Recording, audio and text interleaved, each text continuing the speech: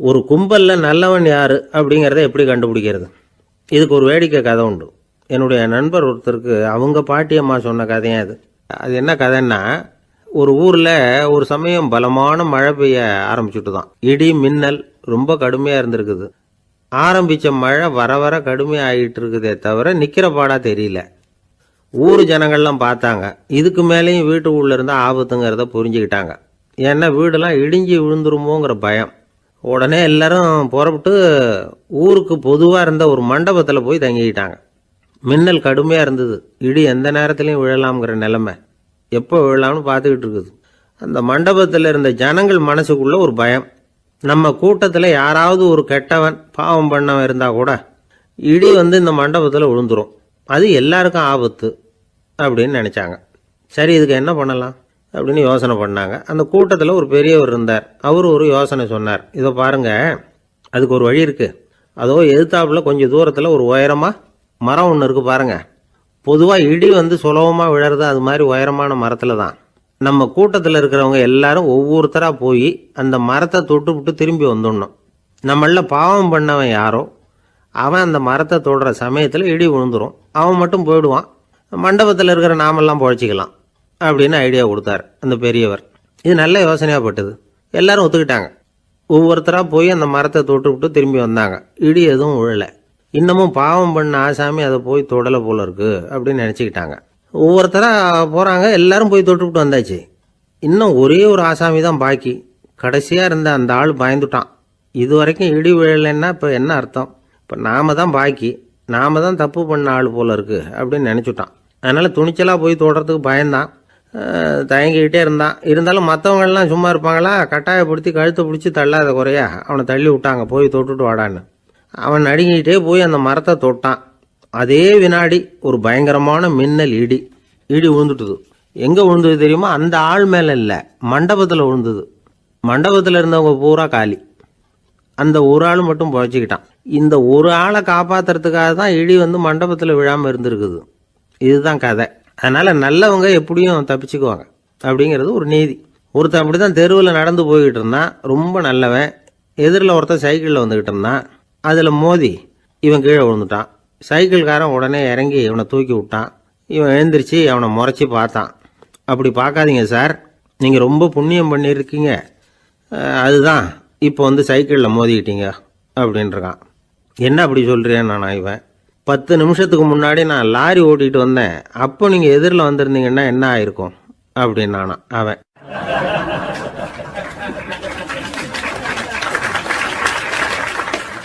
ஒரு பெரிய அரசன் இந்த உலகம் பூராவையும் ஆண்டுகிட்டு இருந்தான். ரொம்ப காலம் அப்படி அரசாட்சி பண்ணிகிட்டு இருந்தான். திடீர்னு அவனுக்கும் சில எதிரிகள் முளைச்சாங்க. அவங்கெல்லாம் ஒன்று சேர்ந்து இவனை தோற்கடிச்சுட்டாங்க. தோற்று போனதும் இவனுக்கு பயம் வந்துட்டுது. எங்கே எதிரிகள் நம்ம கொண்டுடுவாங்களோ அப்படின்னு. வெளியில் வந்தால் தனக்கு ஆபத்துன்னு பயந்துக்கிட்டு யாருக்கும் தெரியாமல் ஒரு குகைக்குள்ளே போய் பதுங்கி கிடக்கிறான். நிலைமையை பாருங்கள். முதல் நாள் அரண்மனையில் அதிகாரம் பண்ணிக்கிட்டு இருந்தவன் மறுநாள் குகையில் பயந்து போய் பதுங்கி கிடக்கிறான். ராத்திரி நேரம் வந்தது. பசி வயத்தை கிள்ளுது. பிச்சை எடுத்து சாப்பிட வேண்டிய நிலைமை. பிச்சை எடுக்கிறதுக்கு பாத்திரம் வேணுமே, என்ன பண்ணுறது அப்படின்னு அங்கேயும் இங்கேயும் பார்க்குறான். ஒரு மூலையில் யாரோ விட்டுட்டு போன ஒரு ஓடு கிடக்குது. அதை எடுத்துக்கிட்டு புறப்பட்டான். இருட்டில் வழி புரியல. ஏதோ ஒரு யூகத்தில் காலை மெதுவாக எடுத்து வச்சு நடந்து போய்கிட்டு இருக்கிறான். வழியில் ஒரு கருப்பு நாய் படுத்து கிடந்தது. இருட்டில் அவன் இது கண்ணுக்கு சரியாக தெரியல. அவனுக்கு தவறி போய் காலை வச்சுட்டான் அது மேலே. நாய் சும்மா இருக்குமா, வள்ளுன்னு விழுந்து கடிச்சு விட்டுது. காலை பார்க்குறான். காலத்தையும் நினச்சி பார்க்குறான். அரண்மனையில் வீரக்கழல் அணிந்த காலை உடைய மன்னா அப்படின்னு புகழ்வாங்களே புலவர்கள்லாம். ஆனால் அது இன்னைக்கு நாய் கடித்த காலம் ஆயிட்டுதே அப்படின்னு நினைக்கிறான். அது மட்டும் இல்லை, முன்னாடியெல்லாம் பொற்கிண்ணங்களில் தான் அவன் சாப்பிடுவான். ஆனால் இப்போது உடஞ்சி போன ஓட்டு, அது ஓட்டை கையில் வச்சுக்கிட்டு நிற்கிறான். அதில் யாராவது சாப்பாடு போடுவாங்களான்னு. முன்னாடியெல்லாம் நிறைய பேர் அரண்மனைக்கு வருவாங்க. அரசருக்கு காணிக்கைன்னு சொல்லி இவன் காலடியில் கொண்டாந்து கொட்டுவாங்க. அப்போல்லாம் இவன் அந்த ஜனங்களுடைய முகத்தை திரும்பி கூட பார்க்கறதில்ல. ரொம்ப கர்வமாக உட்காந்துருப்பான். அதே ஆள் இன்றைக்கி எல்லார் கண்ணுலேயும் படுறது மாதிரி பிச்சை எடுத்துக்கிட்டு இருக்கிறான். அப்போலாம் காணிக்கைகளை தன்னுடைய கையால் வாங்கிறது தனக்கு கௌரவ குறைச்சல்னு நினச்சி தன்னுடைய வேலைக்காரங்களை விட்டு தான் அதை வாங்க சொல்லுவான். இப்போ பார்த்தீங்கன்னா அவனே தன் கையாலேயே பிச்சை வாங்குறான். நினச்சி பாருங்க, அந்த மனுஷன் நாள் அரசன், மறுநாள் பிச்சைக்காரன். எவ்வளோ வித்தியாசம்! செல்வம் தான் இப்படி ஒரு வித்தியாசம் ஏற்படுறதுக்கு காரணம். அப்படிப்பட்ட செல்வம் வாழ்க்கையை நடத்துறதுக்கு நமக்கு தேவைதான். ஆனால் அதையே நாம் அடைய வேண்டிய பயனாக நினைக்கிறோம் பாருங்க, அதுதான் வேடிக்கை. இதை நம்மாழ்வார் அழகாக ஒரு பாசுரத்தில் சொல்கிறார். ஒரு நாயகமாய் ஓட உலகுடன் ஆண்டவர், கருணாய் கவர்ந்த காலர், சிதைகிய பானையர், பெருநாடு காண இம்மையிலே பிச்சைதாம் கொள்வர், திருநாரணன் தாழ் காலம் பெற சிந்தித்து உய்மினோ அப்படிங்கிறார் நம்மாழ்வார். ஒரு பெரிய பணக்காரர் ஒரு துறவிகிட்ட போய், சாமி என்கிட்ட நிறைய பணம் இருக்குது, இருந்தாலும் நிம்மதி இல்லை, என்னால் நிம்மதியாக இருக்க முடியல, என்ன காரணம்னு கேட்டாராம். உடனே அந்த துறவி இதுக்கு நேரடியாக பதில் சொல்லாமல் பக்கத்தில் நின்றுக்கிட்டு இருந்த ஒரு குழந்தைய கூப்பிட்டார். அது ஓடியாந்தது. ஒரு ஆப்பிள் பழத்தை எடுத்து அது கையில் கொடுத்தார். அதை வாங்கிக்கிட்டு குழந்தை சிரிச்சுது. இன்னொரு பழத்தை எடுத்து கொடுத்தார். அதை இன்னொரு கையில் வாங்கிட்டு சிரிச்சுது. மூணாவது ஆப்பிள் எடுத்து கொடுத்தார். 2 பழத்தையும் நெஞ்சில் அணைச்சிக்கிட்டு 3வது பழத்தையும் வாங்கிறதுக்கு முயற்சி பண்ணிச்சு. ஆனால் அது உடனே நழுவி கீழே விழுந்து உருண்டு ஓடிச்சு. ஏற்கனவே இருந்ததும் விழுந்துட்டுது. இப்போ அந்த குழந்தை அழ ஆரம்பிச்சுட்டுது. இப்போ அந்த துறவி பணக்காரர்கிட்ட சொன்னாராம், குழந்தைய கவனிச்சியா, 2 ஆப்பிள் போதும்னு அது நினச்சிருந்தா இப்போ அது அழ வேண்டிய அவசியம் வந்திருக்குமா அப்படின்னாராம். எதுவுமே அளவுக்கு மிஞ்சினா துன்பந்தான். இந்த காலத்தில் இதெல்லாம் யார் காதில் வாங்குறாங்க? ஒருத்தனை நல்ல வழிக்கு கொண்டு வரணும்னு நினச்சி அவனை கூப்பிட்டு உட்கார வச்சு இந்த கதையை சொல்லிகிட்டு இருந்தாங்க. சொல்லிவிட்டு அந்த குழந்தை செஞ்சது தப்பு தானே அப்படின்னு கேட்டிருக்கிறாங்க. ஆமாம், தப்பு தான், நானாக இருந்தால் அப்படி செஞ்சுருக்க மாட்டேன் நானா இவன். 2 பழமே போதும்னு சொல்லியிருப்பியா அப்படின்னு கேட்டிருக்காங்க. அப்படி இல்லைங்க, அவர் கொடுக்க கொடுக்க ஒவ்வொரு பழமாக வாங்கி பின்னாடி வச்சுட்டு மறுபடியும் கையை நீட்டுவேன் அப்படிங்கிறானா. இவெல்லாம் எந்த காலத்தில் திருந்துறது?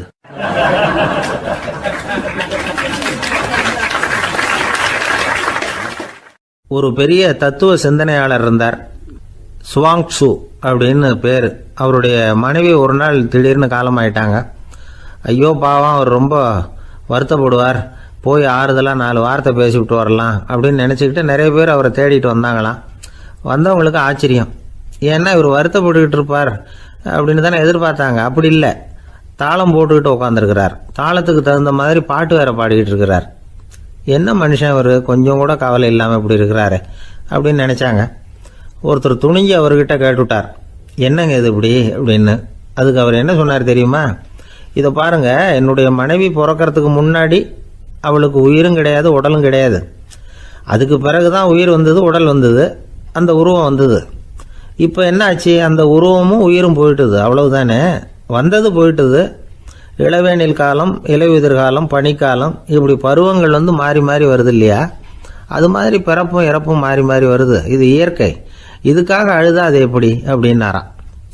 ஞான தெளிவு அடைஞ்சவங்களுக்கு எல்லாமே சுகம்தான். திருவள்ளுவரும் அதை தான் சொல்றார். உறங்குவது போலும் சாக்காடு, உறங்கி விழிப்பது போலும் பிறப்பு. தூங்குறதுக்கெல்லாம் நாம் வருத்தப்பட்டுக்கிட்ட இருக்கிறோமா? இன்னைக்கு தூங்க வேண்டியிருக்குதே, இன்னும் கொஞ்சம் நேரத்தில் நான் தூங்க வேண்டியிருக்கு அப்படின்னு சொல்லி யாராவது அழுதுகிட்டு இருப்பாங்களா? அதனால் இந்த உலக வாழ்க்கையினுடைய இயல்பை யதார்த்தத்தை நாம் தெளிவாக புரிஞ்சுக்கணும். அப்படி புரிஞ்சுக்கிட்டால் நாம் கவலை இல்லாமல் வாழ முடியும். ஒரு வயசான தாத்தா பாட்டி 60 வருஷத்துக்கு முன்னாடி அவங்களுக்கு கல்யாணம் ஆச்சு. ஒன்றாவே வாழ்ந்தாங்க, ஒன்றாவே இறந்து போனாங்க. இப்போ அவங்க 2 பேரும் சொர்க்கத்துக்கு போய் சேர்ந்தாங்க. அங்கே எல்லா வசதியும் இருந்தது. ஒரு பெரிய பங்களாவே இவங்களுக்கு ஒதுக்கி கொடுத்தாங்களாம். இதுக்கு எவ்வளவு வாடகைன்னு கேட்டார் தாத்தா. வாடகையெல்லாம் கிடையாது, இலவசம் அப்படின்னார் அங்கே இருந்தவர். அந்த வீட்டுக்கு பின்னாடி ஒரு பெரிய புல்வெளி இருந்தது. இதில் விளையாட ஏதாவது கட்டணம் உண்டான்னு கேட்டிருக்கார் தாத்தா. அதெல்லாம் ஒன்றும் கிடையாது, பணம்லாம் கட்ட வேண்டியதில்லை அப்படின்னார் அவர். பக்கத்தில் ஹோட்டல் மாதிரி ஒரு பெரிய கட்டடம், உள்ள சாப்பாட்டு மேஜைகள், அது மேலே விதவிதமான பலகாரங்கள். சாப்பாட்டுக்கெல்லாம் எவ்வளவு அப்படின்னு விசாரிச்சாராம் தாத்தா. அதுதான் சொன்னேனே, இங்கே எல்லாமே இலவசம்தான், எது வேணும்னாலும் சாப்பிட்லாம், எவ்வளவு வேணும்னாலும் சாப்பிட்லாம் அப்படின்னாராம். நீங்கள் சொல்கிறீங்க அப்படி, ஆனால் நான் சர்க்கரை சேர்த்துக்கக்கூடாது, உப்பு சேர்த்துக்கக்கூடாது, பாட்டி கையால் எப்பவும் பத்திய சாப்பாடு தான் அப்படின்னாராம் தாத்தா. இதை பாருங்கள், இங்கே உங்களுக்கு அந்த கவலையும் வேண்டியதில்லை. இங்கே நீங்கள் ஸ்வீட்டு சாப்பிட்லாம், காரம் சாப்பிட்லாம், உங்களுக்கு எந்த நோயும் வராது அப்படின்னாராம் அங்கே சொர்க்கத்தில் இருந்தவர். இதை கேட்ட உடனே அந்த தாத்தா பக்கத்தில் நின்ன பாட்டியை பார்த்து கத்தினாராம், அடி பாவி, எல்லாத்தையும் கெடுத்துட்டியே, நீ எனக்கு பத்திய சாப்பாடு போடாமல் கண்டதை திங்க விட்டுருந்தா 10 வருஷத்துக்கு முன்னாடியே நான் இங்கே வந்து சேர்ந்துருப்பேனே அப்படின்னாராம்.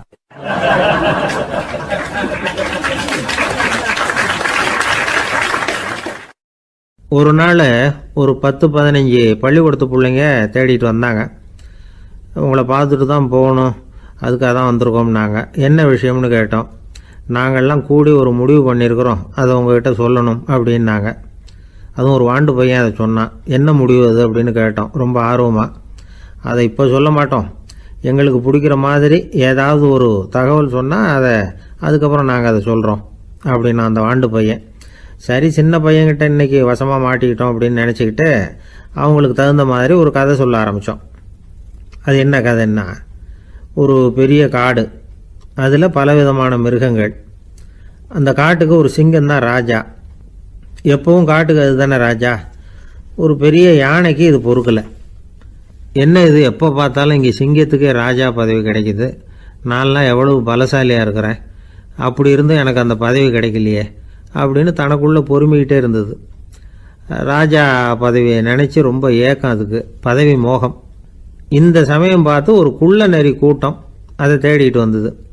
ஐயா பெரியவங்களே, நீங்கள் இந்த காட்டுக்கு ராஜாவாக இருக்க ஆசைப்படுறீங்க, அதில் ஒன்றும் தப்பு இல்லை. ஆனால் அதுக்கு முன்னாடி நீங்கள் எங்கள் கூட்டத்துக்கு கொஞ்ச நாள் தலைவராக இருங்க, அதாவது ராஜாவாக இருங்களேன், உங்களுக்கும் ஒரு ட்ரைனிங் கிடைச்சது மாதிரி இருக்கும் அப்படின்னு சொல்லியிருக்குது இந்த கூட்டம், குள்ள நெறி கூட்டம். இதை கேட்ட உடனே யானைக்கு ரொம்ப சந்தோஷம் தாங்கலை. அதுதான் எப்போன்னு பதவிக்காக காத்துக்கிட்டு இருக்குதே. இருந்தாலும் கொஞ்சம் பிகுவோட, சரி நீங்கள்லாம் இவ்வளோ தூரம் என்னை தேடிட்டு வந்து கேட்கறதுனால மறுக்க முடியல அப்படின்னு ரொம்ப ஏதோ சிரமப்பட்டு ஒத்துக்கிறது மாதிரி ஒத்துக்கிட்டது. ஏதோ உங்கள் ஆசைக்கு கட்டுப்படுறேன், கொஞ்ச நாள் உங்கள் கூட்டத்துக்கு ராஜாவாக இருக்கிறதுக்கு சம்மதிக்கிறேன் அப்படின்னுது. உடனே அந்த யானை ராஜ நட போட ஆரம்பிச்சிட்டுது. யானை சாதாரணமாக நடந்தாவே எப்படி இருக்குங்கிறது நமக்கு தெரியும். அதுவே ராஜ நட நடந்தால் எப்படி இருக்கும் கற்பனை பண்ணி பாருங்கள். யானை முன்னாடி கம்பீரமாக போய்கிட்டு இருக்குது, தலைவர் இல்லையா, அதனால் குள்ள நரிகள்லாம் ரொம்ப அடக்கமாக அது பின்னாடி அணிவகுத்து போயிட்டு இருக்குது. ராஜா வாழ்க, மன்னர் வாழ்க அப்படின்னு கோஷம் வேற. யானைக்கு தலைகால புரியல, அவ்வளவு சந்தோஷம். அந்த யானைக்கு செருக்கு, ஆணவம் எல்லாம் ஏற்பட்டு போச்சு. அதுக்கப்புறம் அது தரையை பார்க்குமா, நிமிர்ந்து நடக்க ஆரம்பிச்சுட்டுது. தரையை பார்க்குறதே இல்லை. அப்படி போயிட்டுருக்கிறப்போ ஒரு சதுப்பு நிலத்தில் திடீர்னு காலை வச்சுட்டுது. அவ்வளோதான், கால் உள்ளே போட்டுது. இன்னொரு காலை எடுத்து வச்சுது, அதுவும் உள்ளே போட்டுது. அந்த 2 காலையும் எடுக்கிறதுக்காக அடுத்த 2 காலையும் அழுத்திச்சு, அதுவும் உள்ளே போக ஆரம்பிச்சுட்டுது. இப்போ 4 காலம் வசமாக சேத்துல அழுந்தி போச்சு, எடுக்க முடியல. குள்ள நரிகள்லாம் அதை சுற்றி சுற்றி வந்தது. சிலது சுற்றி நின்று டான்ஸ் ஆட ஆரம்பிச்சுட்டுது யானையை பார்த்துட்டு. இதை யானை பார்த்தது. என்ன இது, தலைவர் நான் தவிச்சுக்கிட்டு இருக்கிறேன், தொண்டர்கள்லாம் சுற்றி நின்று வேடிக்கை பார்த்துக்கிட்டு இருக்கிறீங்க, டான்ஸ் ஆடுறீங்க அப்படின்னு கேட்டுதான். தொண்டர்களே, தலைவர் நான் தவிச்சுக்கிட்டு இருக்கிறது உங்களுக்கு தெரியலையா? இப்போ உடனே உங்கள் தலைவரை காப்பாற்ற வேண்டியது உங்கள் கடமை இல்லையா அப்படின்னு கத்துச்சான் அந்த யானை. குள்ள நரிகளில் ஒன்று முன்னாடி நின்று அந்த யானையை பார்த்து தான், தலைவரே, எங்களுக்கு ரொம்ப நாளாக ஒரு ஆசை, அந்த ஆசையை நிறைவேற்றிக்கிறதுக்காகத்தான் உங்களை எங்கள் தலைவராக ஏற்றுக்கிறோம்னு சொன்னோம் அப்படின்னு தான். என்ன ஆசைன்னு கேட்டிருக்கு யானை. யானை கறி சாப்பிட்டு பார்க்கணுங்கிறது எங்களுக்கு ரொம்ப நாளாக ஆசை, அது இன்றைக்கி தான் நிறைவேற போகுது அப்படின்னு தான் அந்த நரி. இதை கேட்ட உடனே அந்த யானை அப்படியே மூர்ச்சி ஆகிட்டு தான். நரிகள்லாம் அது மேலே ஏறி குதற ஆரம்பிச்சுட்டு தான். பதவி மேலே இருந்த பேராசை அந்த பலசாலியான யானையையே மாட்டி விட்டுட்டுது பார்த்தீங்களா அப்படின்னு சொல்லி முடித்தோம் இந்த கதையை அந்த சின்ன பிள்ளைங்க கிட்ட. சரிங்க, இப்போ நாங்கள் உங்களை தேடி வந்த விஷயம் என்னங்கிறத சொல்லவா அப்படின்னா ஒரு வாண்டு பையன். சீக்கிரம் சொல்லு தம்பி, சஸ்பென்ஸ் தாங்கலை அப்படின்னோம். அவன் மெதுவாக எங்களை பார்த்து சொல்கிறான், எங்களுக்கு கொஞ்ச நாள் நீங்கள் தலைவராக இருந்தால் தேவலை அப்படின்னா.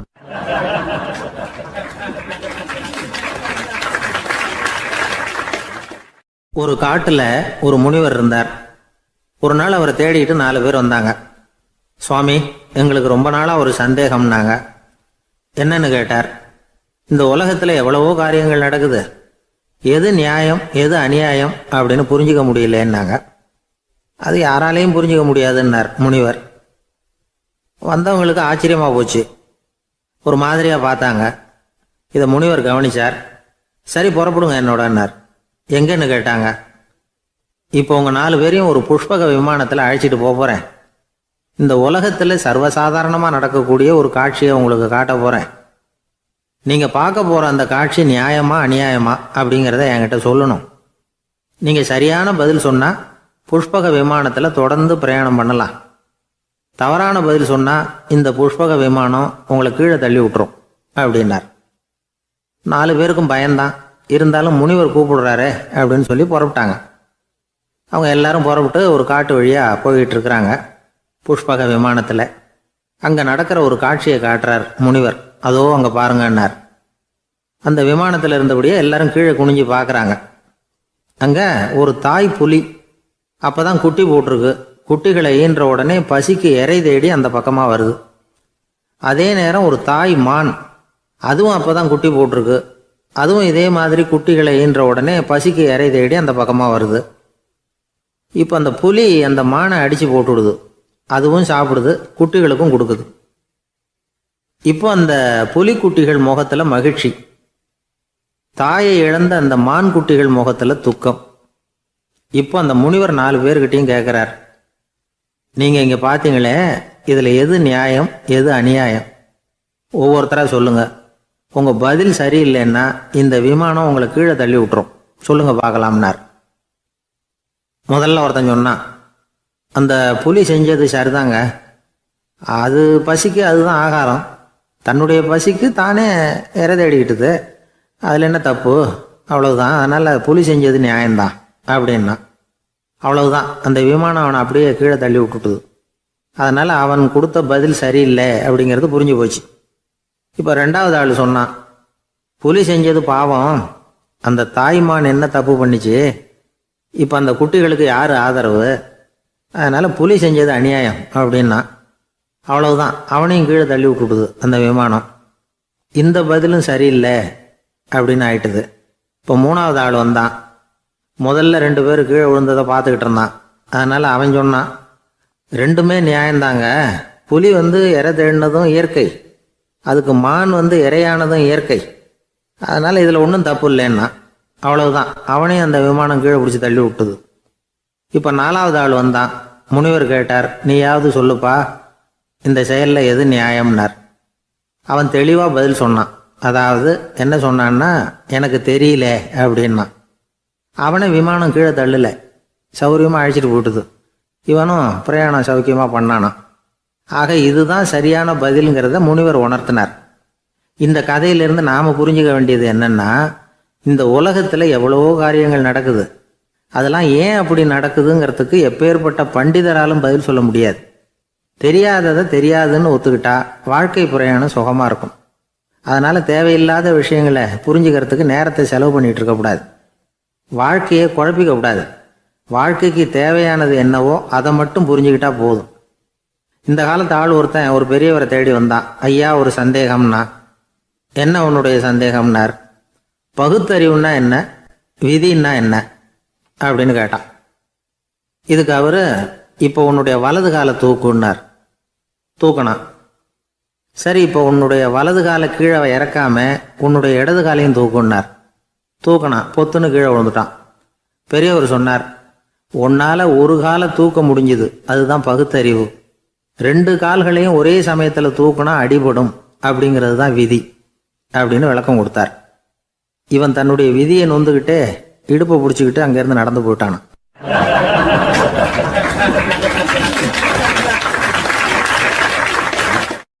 ஒரு ஊரில் ஒரு கோயில் இருந்தது. ரொம்ப பழைய கோயில். உள்ளே போகிறதுக்கே பயமாக இருக்கும். எந்த நேரத்தில் இடிஞ்சு விழுந்துருமோ அப்படிங்கிற பயம். அப்படி இருந்ததுனால யாரும் துணிஞ்சு சாமி கும்பிடுறதுக்கு அங்கே போகிறதில்ல. கோயிலுக்கு வர்ற கூட்டம் கொஞ்சம் கொஞ்சமாக குறைய ஆரம்பிச்சுட்டுது. கோயில் நிர்வாகிகள் எல்லாரும் கூடி உட்காந்து பேசினாங்க. என்ன பண்ணலாம்னு யோசனை பண்ணாங்க. எந்த இடம் மோசமாக இருக்கோ அந்த இடத்த பழுது பார்த்தாங்க. அங்கே இங்கே வர்ணத்தை பூசி கொஞ்சம் அழகுபடுத்தி பார்த்தாங்க. ஏதோ இந்த ஊரில் கோயில்னு ஒன்று இருக்குது, அது மக்களுக்கு தெரியணும் அப்படிங்கிறதுக்காகத்தான் இப்படிலாம் பண்ணாங்க. இருந்தாலும் கோவில் இருக்கிற நிலைமை மக்களுக்கு தெரியும்.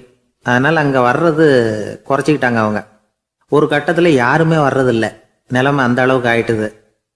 மறுபடியும் கோவில் நிர்வாகிகள் கூட்டம் நடந்தது. இந்த கூட்டம் கூட கோயிலுக்கு உள்ளே நடக்கலை, இடிஞ்சு விழுந்துருமோங்கிற பயம். அதனால் வெளியில் தான் உட்காந்து கூட்டத்தை நடத்தினாங்க. ஏன்னா உள்ளே போகிறதுக்கு அவங்களுக்கும் துணிச்சல் கிடையாது. எந்த நேரமும் விழுந்துரும் போல் இருந்தது அது. அது வழியாக போகிறவங்க கூட வேகமாக அந்த இடத்த கடந்து போக ஆரம்பிச்சிட்டாங்க. கோவில் நிர்வாகிகள் வெளியில் உட்காந்து கூட்டம் போட்டாங்க இல்லையா, அந்த கூட்டத்தில் 4 தீர்மானங்களை நிறைவேற்றினாங்க. அது என்ன 4 தீர்மானம்னா, முதல் தீர்மானம், இந்த கோவிலை இடிப்பது அப்படிங்கிற முடிவை இந்த கமிட்டி மிகவும் வருத்தத்துடன் ஏற்றுக்கொள்ளுகிறது அப்படின்னு நிறைவேற்றினாங்க. இதுக்கு பதிலாக இன்னொரு கோவிலை உடனடியாக கட்டி முடிச்சுடணுங்கிறது 2வது தீர்மானம். 3வது தீர்மானம் என்ன தெரியுமா? பழைய கோவிலின் கதவுகள், அதிலிருந்து பிரித்து எடுக்கிற செங்கல், இதையே புது கோவில் கட்டுவதற்கு பயன்படுத்தி கொள்ள வேண்டியது. பழைய கோவில் இருந்த மாதிரியே அதே வடிவத்தில் புது கோவிலையும் கட்ட வேண்டியது. பழைய கோவிலின் அஸ்திவாரத்தை அப்படியே வச்சுக்கிட்டு அதுக்கு மேலே நாம் கோயிலை கட்டிக்க வேண்டியது. இதுதான் 3வது தீர்மானம். இதையும் கமிட்டி முழு மனசோட ஏற்றுக்கிட்டது. இது வரைக்கும் சரி. இப்போ அந்த கமிட்டி 4வதாக ஒரு முக்கியமான தீர்மானத்தை கொண்டுகிட்டு வந்து அதையும் ஏகமனதாக நிறைவேற்றி விட்டது. அது என்ன தீர்மானம்னா, புதிய கோவில் கட்டி முடிக்கிற வரைக்கும் பழைய கோவிலை இடிக்கிறதில்லை அப்படிங்கிற தீர்மானம். எப்படி இருக்குது பாருங்க இது. பழசை இடிக்காத வரையில் அதே இடத்துல புதுசாக எப்படி கட்ட முடியும்? பல விஷயங்களில் நாம் நடந்துக்கிற முறையும் இப்படி தான் இருக்குதான். வாழ்க்கையில் முன்னேறணும்னு ஆசைப்படுவோம். அதே நேரத்தில் அந்த முன்னேற்றத்துக்கு எது தடையாக இருக்கோ அதை விட்டு விடுறதுக்கும் மனசு வராது. வெளிநாட்டில் ஒரு பெரிய விருந்து நடந்துக்கிட்டு இருந்துதான். எல்லாரும் மது கோப்பையும் கையுமா அலைஞ்சிக்கிட்டு இருக்கிறாங்க. ஒருத்தர் மட்டும் கையில் எதுவும் இல்லாமல் ரொம்ப நல்ல பிள்ளையா சாதுவா ஒரு ஓரமாக தனியாக உட்காந்துருக்கிறார். அவர்கிட்ட நெருங்கி வாங்க மது சாப்பிடலாம் அப்படின்னு கூப்பிட்டாங்களாம். என்னை வற்புறுத்தாதீங்க, நான் என் மனசுக்குள்ள உறுதியாக தீர்மானம் பண்ணிவிட்டேன் அப்படின்னாராம். என்ன தீர்மானம் பண்ணியிருக்கீங்க அப்படின்னு கேட்டிருக்காங்க. ஏற்கனவே முழு போதையில் இருக்கும் பொழுது மறுபடியும் மது கோப்பையை தொடரதில்லை அப்படின்னு தீர்மானம் பண்ணியிருக்கேன் அப்படின்னாராம்.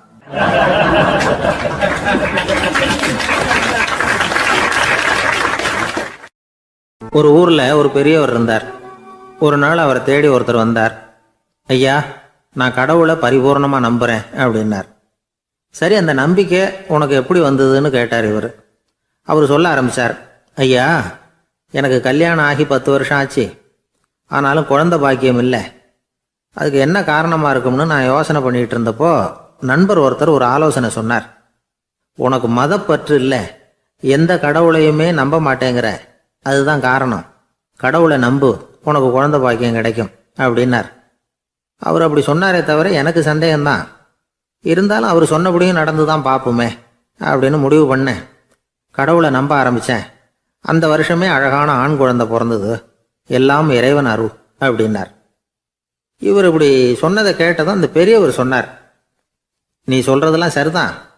இருந்தாலும் இந்த காலத்தில் எந்த ஒரு காரியமாக இருந்தாலும் அதை சோதனை செஞ்சு பார்த்துட்டு தான் ஒரு முடிவுக்கு வந்து சேர முடியும். அறிவுபூர்வமான முடிவு அதுவாக தான் இருக்கும். அறிவியல் சோதனைகள் அப்படித்தான். ஒரு குறிப்பிட்ட விஷயத்தை பற்றி எத்தனை தடவை சோதனை பண்ணாலும் ஒரே முடிவு தான் கிடைக்கணும். அதுதான் சரியாக இருக்கும். அதனால் இப்போ மறுபடியும் ஒரு சோதனைன்னார். என்ன செய்யணும் அப்படின்னு கேட்டார் இவர். கடவுள்கிட்ட ஒரு பெண் குழந்தை வேணும்னு கேளு. முதல்ல ஆண் குழந்தையை கொடுத்தது மாதிரியே இப்போ ஒரு பெண் குழந்தையையும் கொடுக்குறாரா பார்க்கலாம் அப்படின்னார். சரின்னு சொல்லி இவர் அதே மாதிரி முயற்சி பண்ணினார். அதுக்கப்புறம் அவர் இந்த பெரியவர்கிட்ட வரவே இல்லை. கொஞ்ச காலம் கழித்து இவரே அவரை தேடிக்கிட்டு போய் கதவை தட்டினார். அவர் கதவை திறந்தார். என்ன ஆச்சு, கடவுள் கண் திறந்தாரா அப்படின்னு கேட்டார். அவர், அந்த சமாச்சாரம்லாம் நமக்கு வேணாம் சார். முதல் தடவை அது ஏதோ தற்செயலாக ஏற்பட்ட ஒரு சாதகம். இப்போ நீங்கள் 2வது தடவை சொன்ன பிறகு தினமும் கடவுளை வேண்டிக்கிட்டு தான் இருக்கிறேன், ஒன்றும் நடக்கலை அப்படின்னார் ரொம்ப விரக்தியா. ஒரே ஒரு தோல்வியில் உங்கள் நம்பிக்கையெல்லாம் பறந்து போயிடுது பார்த்தீங்களா அப்படின்னார் அந்த பெரியவர். எல்லாம் நல்ல விதமாக நடக்கிற வரைக்கும் நம்பிக்கை, எதிர்பார்த்தது தோல்வியில் முடிஞ்சுட்டுதுன்னா அவநம்பிக்கை. மற்றவர்கள் பேரில் வைக்கிற நம்பிக்கை எந்த நேரத்திலையும் விவகாரமாகி விடக்கூடிய சாத்தியம் உண்டு. நாம் நம்பிக்கை வைக்க வேண்டியது நம்ம கிட்ட தான். நமக்குள்ளே இருக்கிறார் கடவுள். எனவே நம்ம பேரில் நாம் வைக்கிற நம்பிக்கை தான் உண்மையான கடவுள் பக்தி. நிபந்தனையற்ற நம்பிக்கையாக அது இருக்கணும். எல்லாம் நல்லபடியாக நடந்துக்கிட்டு இருந்தால் எந்த முட்டாளுக்கும் நம்பிக்கை வரத்தான் செய்யும் அப்படிங்கிறது ஒரு பெரியவர் கருத்து. தியானத்தின் மூலமாக தான் உனக்குள்ள ஆழமாக தோண்டுனா உன்னுடைய அடி ஆழத்தில் நம்பிக்கை வந்து அப்படி ஊற்றெடுக்கும், அதை பார்க்க முடியும் அப்படிங்கிறது பெரியவர்கள் சிந்தனை. ஒரு குழந்தை அப்பாவை பார்த்து என்னப்பா பண்ணுறேன்னு கேட்டுதான். பிரார்த்தனை பண்ணிட்டு இருக்கிறேன்னாரான் அப்பா. பிரார்த்தனை பண்ணுனா என்ன கிடைக்கும் அப்படின்னு கேட்டுதான் குழந்தை. எல்லாம் கிடைக்கும் அப்படின்னாரான் அப்பா. நீ வச்சிருக்கிறிய பேனா அது கூட கிடைக்குமான்னு கேட்டுதான் குழந்தை. ஓ கிடைக்குமேன்னு இருக்கார்.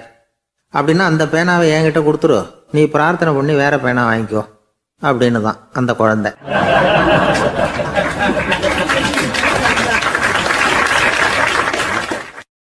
ஒரு ஊர்ல ஒரு குரு இருந்தார், ஜென் குரு. அவரை தேடிட்டு ஒரு மன்னர் வந்தார். வந்தவர் ஜப்பான் மன்னர். தோட்டக்கலையை பற்றி தெரிஞ்சுட்டு போகிறதுக்காக அவர் வந்தார். எப்படி தோட்டம் அமைக்கிறது அப்படிங்கிறத பற்றி அந்த குரு விவரமாக சொல்லி கொடுத்தாரு. ஒரு நாள் 2 நாள் இல்லை, 3 வருஷம் கற்றுக் கொடுத்தார். அதுக்கப்புறம் சொன்னார், நான் கற்றுக் கொடுத்துட்டேன், இனிமேல் நீங்கள் போகலாம், போய் தோட்டம் அமைக்கலாம், அதுதான் உங்களுக்கு பரிசை. தோட்டம் அமைச்ச பிறகு சொல்லி அனுப்புங்க, நான் வந்து பார்க்குறேன். நீங்கள் இங்கே என்னவெல்லாம் கற்றுக்கிட்டீங்களோ அதையெல்லாம் அங்கே செயல்முறையில் செஞ்சு காட்டுங்க அப்படின்னு சொல்லி அனுப்பி வச்சார். மன்னர் போனார். அரண்மனைக்கு பக்கத்திலேயே ஒரு பெரிய தோட்டத்தை உண்டு பண்ணினார். அழகான மரங்களையும் செடிகளையும் உருவாக்கினார். கிட்டத்தட்ட 1000 தோட்டக்காரர்களை பயன்படுத்தி 3 வருஷங்கள் முயற்சி பண்ணி அந்த அழகான தோட்டத்தை உருவாக்கினார். குருகிட்ட இருந்து செய்தி வந்தது, நாளைக்கு வந்து தோட்டத்தை பார்க்குறேன் அப்படின்னு. மன்னர் உடனே சுறுசுறுப்பாயிட்டார். முதல் நாளே தோட்டத்தை சுத்தப்படுத்தினார். ராத்திரி பூரா யாரும் தூங்கலை. எல்லாருக்கும் தோட்டத்தை ஒழுங்குபடுத்துகிற வேலை. அது அந்தந்த இடத்துல ஒழுங்காக இருக்குதா அப்படின்னு சரி பார்த்தாங்க. ஒரு தவறும் இல்லாத வகையில் அதை ஒழுங்குபடுத்தினாங்க. மறுநாள் குரு வந்தார், தோட்டத்தை பார்த்தார். அவருக்கு கோபம் வந்துட்டுது. மன்னருக்கு ஆச்சரியம், எப்பவும் சிரிச்சுக்கிட்டே இருக்கிறவர் இப்போ எப்படி இருக்கிறாரே அப்படின்னு. மெதுவாக குருக்கிட்ட போய் எல்லாம் சரியாக தானே இருக்குது அப்படின்னார். எல்லாம் சரிதான், ஆனாலும் எங்கே அந்த பொன்னிற காற்று அப்படின்னார். உதிர்ந்த இலைகள், பொன் மஞ்சள் நிற இலைகள் காற்றில் அப்படி புரண்டு ஓடுவதை நான் பார்க்க முடியவில்லையே அப்படின்னாராம். அது இல்லாமல் இந்த தோட்டம் உயிரோட்டம் உள்ளதாக இருக்காது, இதில் பாடல் இல்லை, ஆடல் இல்லை, அதெல்லாம் இல்லாமல் இந்த தோட்டம் ரொம்பவும் செயற்கையாக தெரியுதேன்னாராம். மன்னர் இப்போதான் யோசனை பண்ணார். கீழே கிடந்த காஞ்சி போன இலைகள் மட்டும் இல்லை, மரத்தில் இருந்த காஞ்சி போன இலைகளையும் அப்புறப்படுத்தி சுத்தமாக வச்சிருக்கிறார். இறப்பும் வாழ்க்கையினுடைய ஒரு பகுதி தான். மரணம்ங்கிறது வாழ்க்கைக்கு எதிரானது அல்ல, அதை நிரப்பும் ஒரு பகுதி தான் அது. மரணம் இல்லையில் வாழ்க்கையே இல்லை அப்படிங்கிறது பெரியவங்க கருத்து. இப்போ அந்த தோட்டம் அழகாக தான் இருக்குது, இருந்தாலும் அது ஒரு ஓவியம் மாதிரி உயிர் இல்லாமல் இருக்கு. குரு ஒரு வாளியை கையில் எடுத்துக்கிட்டார். தோட்டத்தை விட்டு வெளியில் போனார். ஏற்கனவே வீசி எறிந்த அந்த சருகுகளை எல்லாம் அள்ளி கொண்டுகிட்டு வந்தார். உள்ள எல்லா இடங்கள்லையும் அதை வீசினார். உடனே காற்று அந்த காய்ந்த சருகுகளையும் பழுத்த இலைகளையும் அசைக்க ஆரம்பிச்சுட்டுது. இப்போ அங்கே சலசல சத்தம், சங்கீதம், இலைகளின் நடனம், ஓவியம் மாதிரி இருந்த அந்த தோட்டத்துக்கு இப்போ உயிர் வந்துட்டுது. இதுதான் அந்த பொன்னான காற்று அப்படின்னாராம் குரு. மன்னருக்கு புரிஞ்சுது. மிகப்பெரிய ஜென் கேள்வி ஒன்று உண்டு. உம்மான் அப்படிங்கிற ஒரு பெரிய குருவை பார்த்து துறவி ஒருத்தர் கேட்டாராம், இலைகள் எல்லாம் கீழே விழுந்து மரங்கள் மொட்டையாக இருக்கும் பொழுது என்ன நடக்கும்? இதுதான் கேள்வி. இதுக்கு உம்மான் சொன்ன பதில் பொன்னான காற்று, தி கோல்டன் விண்ட் அப்படின்னாராம். இதுக்கு என்ன விளக்கம்னா, உன்னுடைய எண்ணங்கள் எல்லாம் உன்னுடைய மனசிலிருந்து கீழே விழுந்து உனது உள்ளுணர்வானது மொட்டையாக நிற்கும் நிலைதான் அது. உனது வேர்களின் அருகில் காற்று வீசுகிறது. எல்லா எண்ணங்களும் உன்னிலிருந்து வெகு தூரத்துக்கு புரண்டு கொண்டே சென்று விடுகிறது. நீ அவற்றை கடந்து விட்டால் நீ அவைகளுக்கெல்லாம் மேலெழுந்து கீழே பார்ப்பவனைப் போல நிற்க ஆரம்பித்து விடுவாய். அதுதான் தியானம் என்பது அப்படின்னு சொல்றாங்க. தியானம்ங்கிறது எண்ணத்துக்கு எதிரானதில்லை. தியானம்ங்கிறது எண்ணங்களை கடந்து செல்வது தான். அதுக்கப்புறம் நாம பொன்னிற காற்றுல ஆட ஆரம்பிச்சிருவோம். இதுதான் பெரியவர்கள் சொல்றது. என்கிட்ட ஒருத்தர் தோட்டம் அமைக்கணும்னு யோசனை கேட்டு வந்தார். எல்லாம் சொல்லி கொடுத்தேன். செடிகள்லாம் செழிப்பா வளரணும்னா வேர் காயாம பார்த்துக்குங்க, தினமும் தண்ணி விடுங்க அப்படின்னு சொல்லி அனுப்பி வச்சேன். 1 மாசம் கழிச்சு அவர் தோட்டத்தை பார்க்கறதுக்காக போனேன். போய் பார்த்தா எல்லா செடியும் வாடி கிடக்குது. என்னங்க இப்படி பண்ணிவிட்டீங்கன்னு. நீங்க சொன்னபடி தான் செஞ்சேன்னார். என்ன செஞ்சீங்கன்னு கேட்டேன். வேர் காயாம பார்த்துக்க சொன்னீங்க, தினமும் ஒரு தடவை எல்லா செடியையும் ஒவ்வொன்றா பிடுங்கி பார்த்து வேர் காயாம இருக்கா அப்படின்னு பார்த்துட்டு அதுக்கப்புறம் தண்ணி பாய்ச்சனே, அவ்வளவுதான் அப்படின்னார்.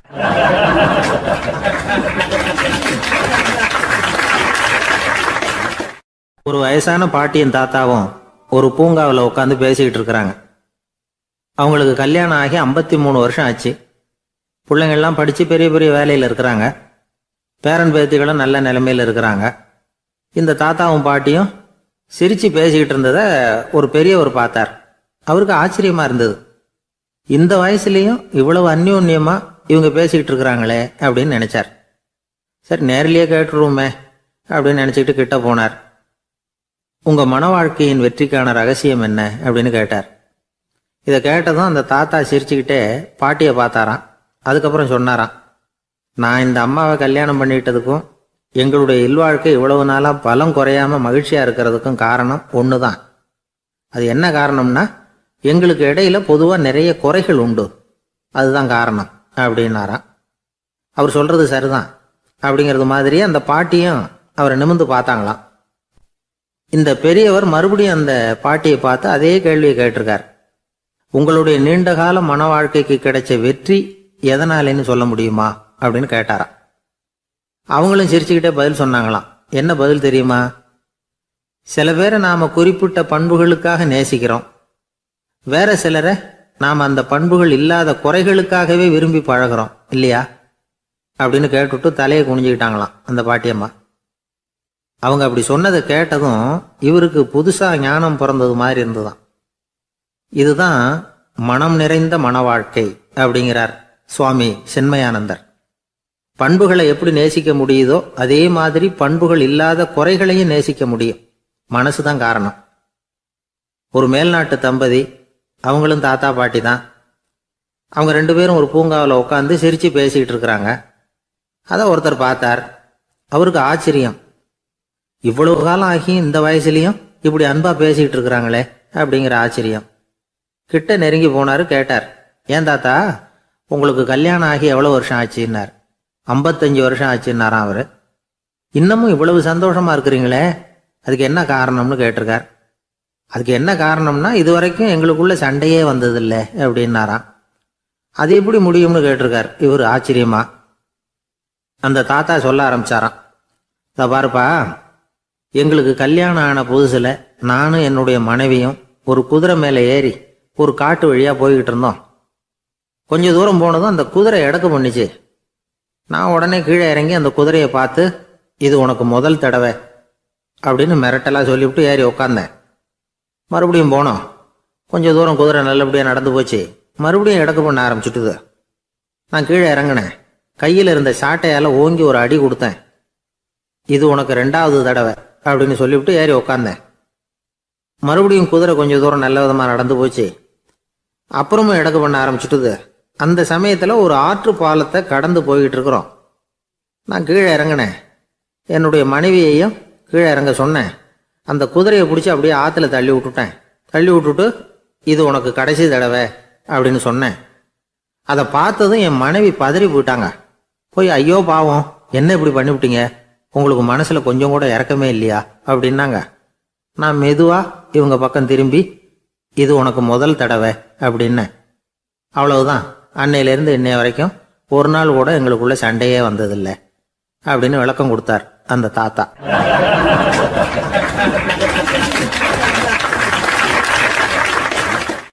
ஒரு ஆள் வேகமாக நடந்து போய்கிட்டு இருந்தான். அவன் வேகமாக நடக்கிறதுக்கு காரணம் வெயில் காலம், காலில் செருப்பு இல்லை, மணல் பாதை, அதுதான் வேகம். காலில் செருப்பும் இல்லாமல் கையில் குடையும் இல்லாமல் அந்த ஆள் வெயிலில் நடந்து போய்கிட்டு இருக்கிறான். அந்த சமயத்தில் இன்னொருத்தன் குதிரை மேலே ஏறி அந்த வழியாக வந்துக்கிட்டு இருக்கிறான். அவன் காலில் செருப்பும் இருந்தது, கையில் குடையும் இருந்தது. நடந்து போய்கிட்டு இருந்தவன் அந்த குதிரை ஆசாமியை பார்த்து கேட்டான், ஐயா, நீங்களும் குதிரை மேலே உட்காந்துக்கிட்டு போய்கிட்டு இருக்கிறீங்க, அப்படி இருக்கிறப்போ உங்களுக்கு அந்த செருப்பு என்னத்துக்கு, அதை எனக்கு கொடுத்து உதவலாமே அப்படின்னா. குதிரை மேலே உட்காந்துருந்தவன் யோசனை பண்ணி பார்த்தான். இவன் சொல்கிறது நியாயம்தானே அப்படின்னு சொல்லி தன்னுடைய செருப்பை கழட்டி அந்த வழிப்போக்கனுக்கு கொடுத்துட்டான். ரொம்ப நல்லதுங்க அப்படின்னு சொல்லி இவன் அதை வாங்கி காலில் மாட்டிக்கிட்டான். அதுக்கப்புறம் மறுபடியும் இவன் ஆரம்பித்தான், ஐயா, நீங்கள் குதிரையில் போகிறதுனால போக வேண்டிய இடத்துக்கு வேகமாக போய் சேர்ந்துருவீங்க, அதனால் உங்கள் கையில் அந்த குடை என்னத்துக்கு, நான் நடந்து போயிட்டுருக்கிறவன் ரொம்ப நேரம் நடக்க வேண்டியிருக்கும், இந்த வெயில்ல. அதனால அந்த கொடையையும் எனக்கு கொடுங்களேன் அப்படின்னா. குதிரை வீரன் யோசனை பண்ணி பார்த்தான். இதுவும் நியாயம்தானே அப்படின்னு அவனுக்கு தோணுச்சு.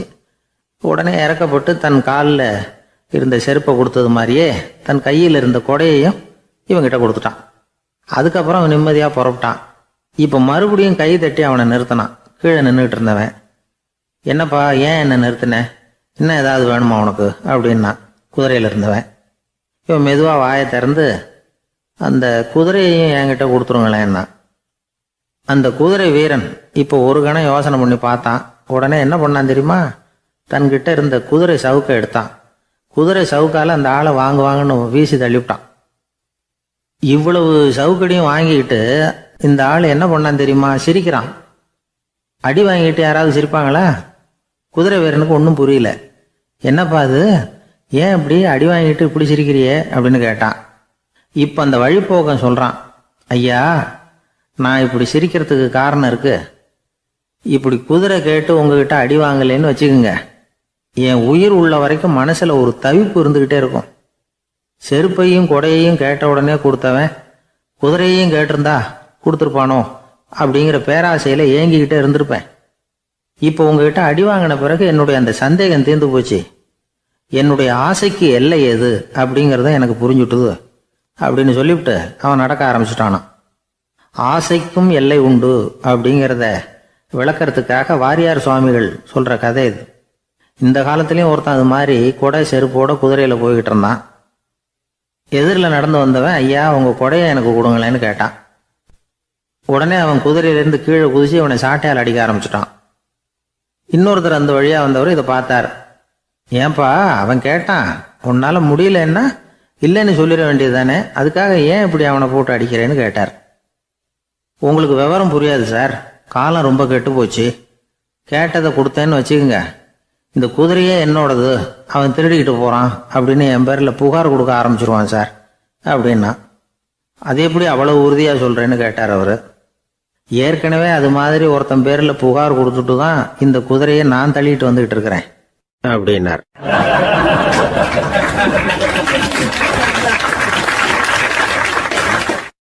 கடற்கரை ஓரமா ஒரு பெரியவர் கையால மணலை கீறிக்கிட்டே உட்காந்துருக்கிறார். என்னத்தையும் தேடிட்டு இருக்கிறது மாதிரி தெரிஞ்சது. மெதுவா கிட்டத்துல போய் என்னத்தை தேடிட்டு இருக்கிறீங்க அப்படின்னு கேட்டோம். அவரு சாவகாசமா நிமிந்து பார்த்து நிம்மதியை தேடிட்டு இருக்கிறேன்னார். நாங்க ஒரு மாதிரி ஆயிட்டோம். இருந்தாலும் சமாளிச்சுக்கிட்டு, சார் மணல்ல கிழிஞ்சல் தான் கிடைக்கும், நிம்மதி கிடைக்காது அப்படின்னோம். சரி இன்னைக்கு வசமா நம்ம கிட்ட ஒரு ஆள் மாட்டிக்கிட்டார் அப்படின்னு நினைச்சு அவர் பக்கமா போய் உட்காந்துக்கிட்டு கதை சொல்ல ஆரம்பிச்சிட்டோம். ஒரு பெரிய மன்னர் இருந்தார். அவருக்கு எல்லா வசதியும் இருந்தது. இருந்தாலும் ஒரே ஒரு குறை, அது என்னன்னா நிம்மதி இல்லைங்கிற குறை. அரண்மனையில தினமும் கலை நிகழ்ச்சி நாட்டியம் எல்லாம் நடந்துகிட்டு தான் இருந்தது. இருந்தாலும் நிம்மதி இல்லை. சரி நிம்மதி எங்க கிடைக்கும் அப்படின்னு தேட ஆரம்பிச்சார். உடனே அதுக்கான முயற்சிகள்ல தீவிரமா இறங்கினார். நாட்டில் உள்ள தத்துவ மேதைகளை எல்லாம் கூப்பிட்டுட்டு வர சொன்னார். எல்லாரும் வந்து சேர்ந்தாங்க. அவங்கள பார்த்து நிம்மதி எங்க இருக்குது அப்படின்னு விசாரிச்சார். அவங்களுக்கு அது தெரிஞ்சா ஏன் இப்படி ராஜா முன்னாடி வந்து நின்றுட்டு இருக்க போறாங்க? ராஜாவோட கேள்விக்கு ஒவ்வொருத்தரும் ஒவ்வொரு மாதிரி விளக்கம் கொடுக்க ஆரம்பிச்சிட்டாங்க. எந்த பதிலும் ராஜாவுக்கு திருப்தி அளிக்கக்கூடிய அளவுக்கு இல்லை. சரி போயிட்டு வாங்கன்னு சொல்லி அவங்களெல்லாம் அனுப்பி வச்சுட்டார்.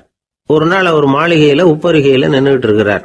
அந்த சமயத்துல தெருவில் ஒரு பிச்சைக்காரன் ரொம்ப உல்லாசமா பாட்டு பாடிக்கிட்டே போய்கிட்டு இருக்கிறான். குரல்ல ஒரு சந்தோஷம், நடையில ஒரு மிடுக்கு. அவன்கிட்ட கொஞ்சம் கூட கவலை இருக்கிறதா தெரியல. உடனே ராஜா அதை பார்த்தார்.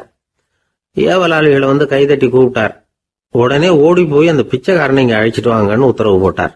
இவங்க உடனே ஓடி போய் அவனை கூப்பிட்டாங்க. அரண்மனைக்கு வாழ்ந்தாங்க. அவன் வரல. அரண்மனைக்கு உள்ள அடி எடுத்து வைக்க மாட்டேன்னு சொல்லிவிட்டான். ராஜா கிட்ட விஷயத்தை சொன்னாங்க. அவருக்கு ரொம்ப ஆச்சரியம், இப்படி ஒரு ஆள் இருக்கிறானா அப்படின்னு. சரி அவன் என்னதான் சொல்றான் அப்படின்னு விசாரிச்சார். இவங்க மறுபடியும் தெருவுக்கு போய் கேட்டாங்க. என்னை பார்க்கணும்னா ராஜா விருப்பப்பட்டாருன்னா அவரை வேணும்னா இங்க வர சொல்லுங்க அப்படின்னு சொல்லிவிட்டான்.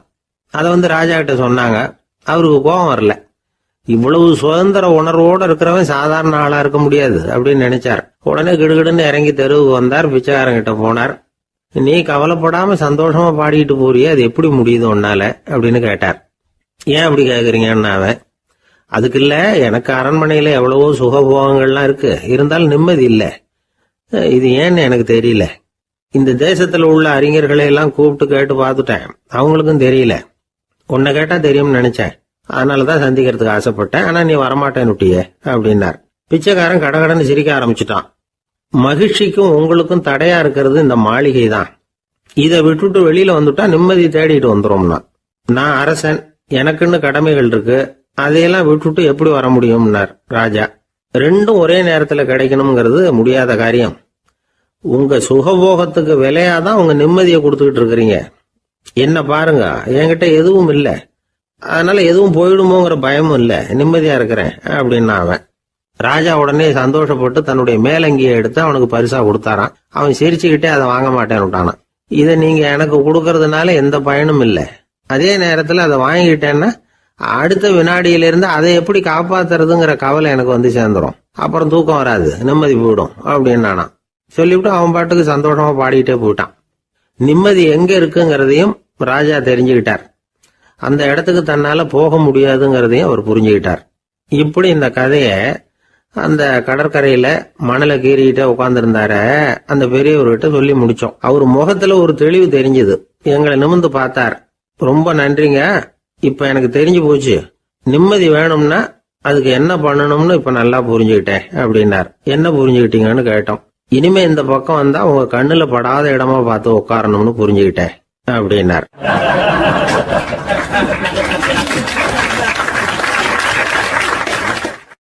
ஒரு சன்னியாசி, அவரு ஒரு நாள் ஒரு கனவு கண்டாராம். அந்த கனவுல அவர் சொர்க்கத்துக்கு போறார்.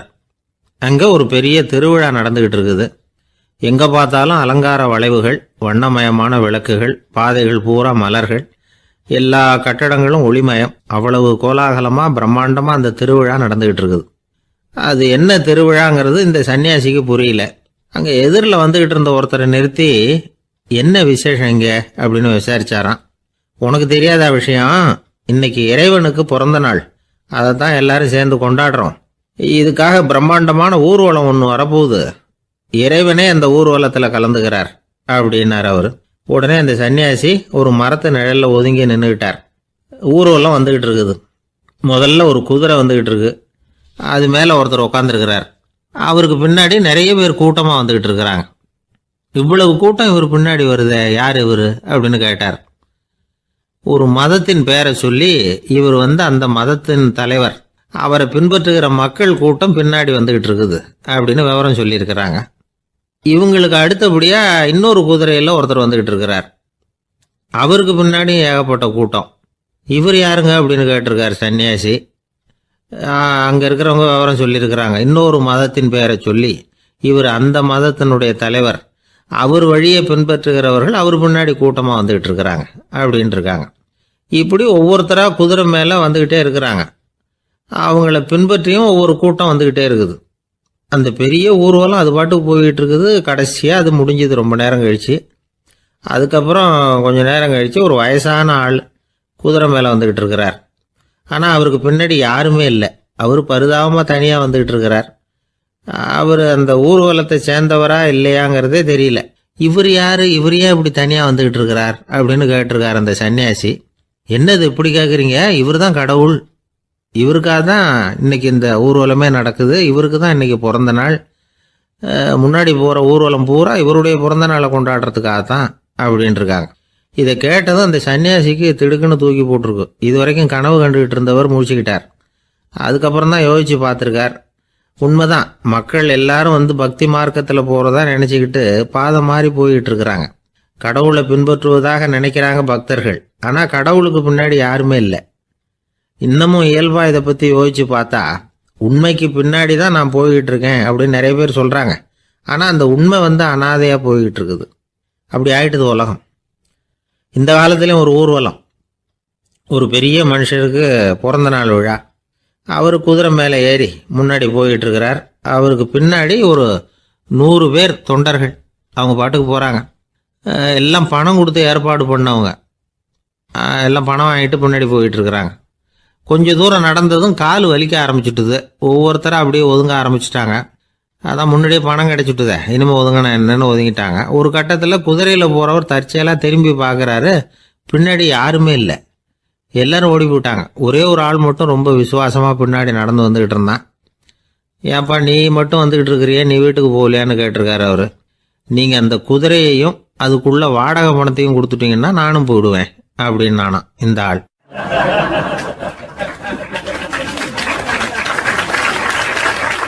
ஒரு ஊரில் ஒரு ஆள் இருந்தான், தையல் கடை வச்சிருந்தான்.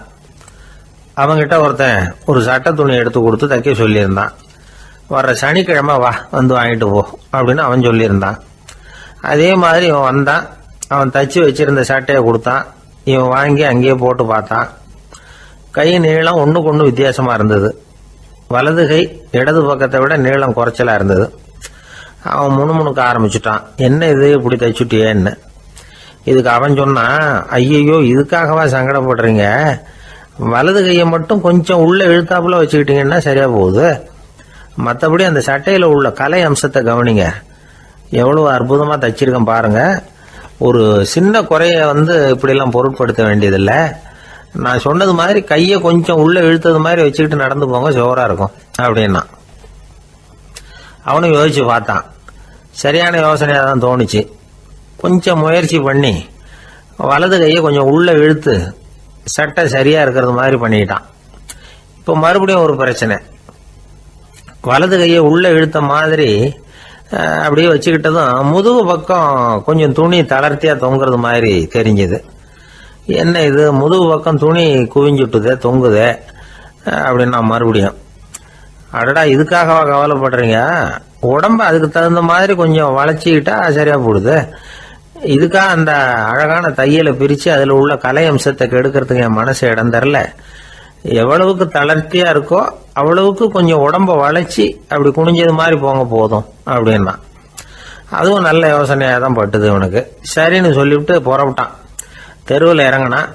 கையை கொஞ்சம் உள்ள இழுத்தான், உடம்ப கொஞ்சம் முன்னால் வளைச்சான், சட்டைக்கு தகுந்த மாதிரி உடம்ப பண்ணிட்டான். மெதுவாக நடந்து போகிறான். இப்போ எதிரில் இன்னொருத்தன் வரான். இவனை பார்க்குறான்.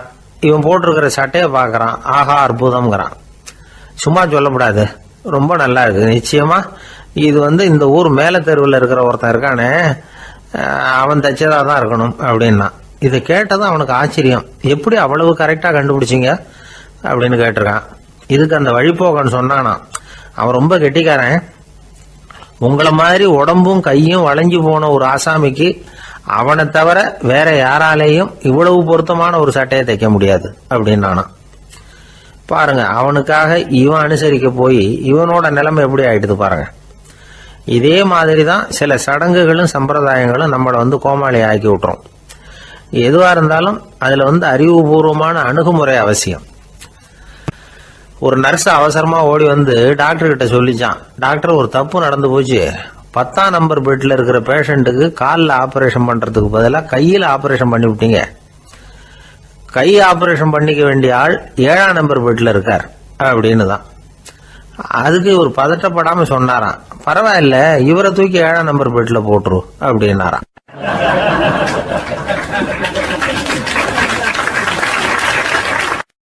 ஒரு ஊர்ல ஒருத்தர் இருந்தார், ரொம்ப நல்லவர். யாருக்காவது ஏதாவது கொடுத்துக்கிட்டே இருப்பார், கொடையாளி. தினமும் யாராவது ஒருத்தருக்கு ஏதாவது கொடுக்கலன்னா அவருக்கு தூக்கம் வராது, அப்படி ஒரு பழக்கம். அது மட்டும் இல்லை, அவர் கொடுக்கறது அடுத்தவங்களுக்கு தெரியாது, அவ்வளவு ரகசியமா அதை கொடுப்பார். வலது கை கொடுக்கறது இடது கைக்கு தெரியக்கூடாதுன்னு சொல்லுவாங்கல்ல, அது மாதிரி அவர்.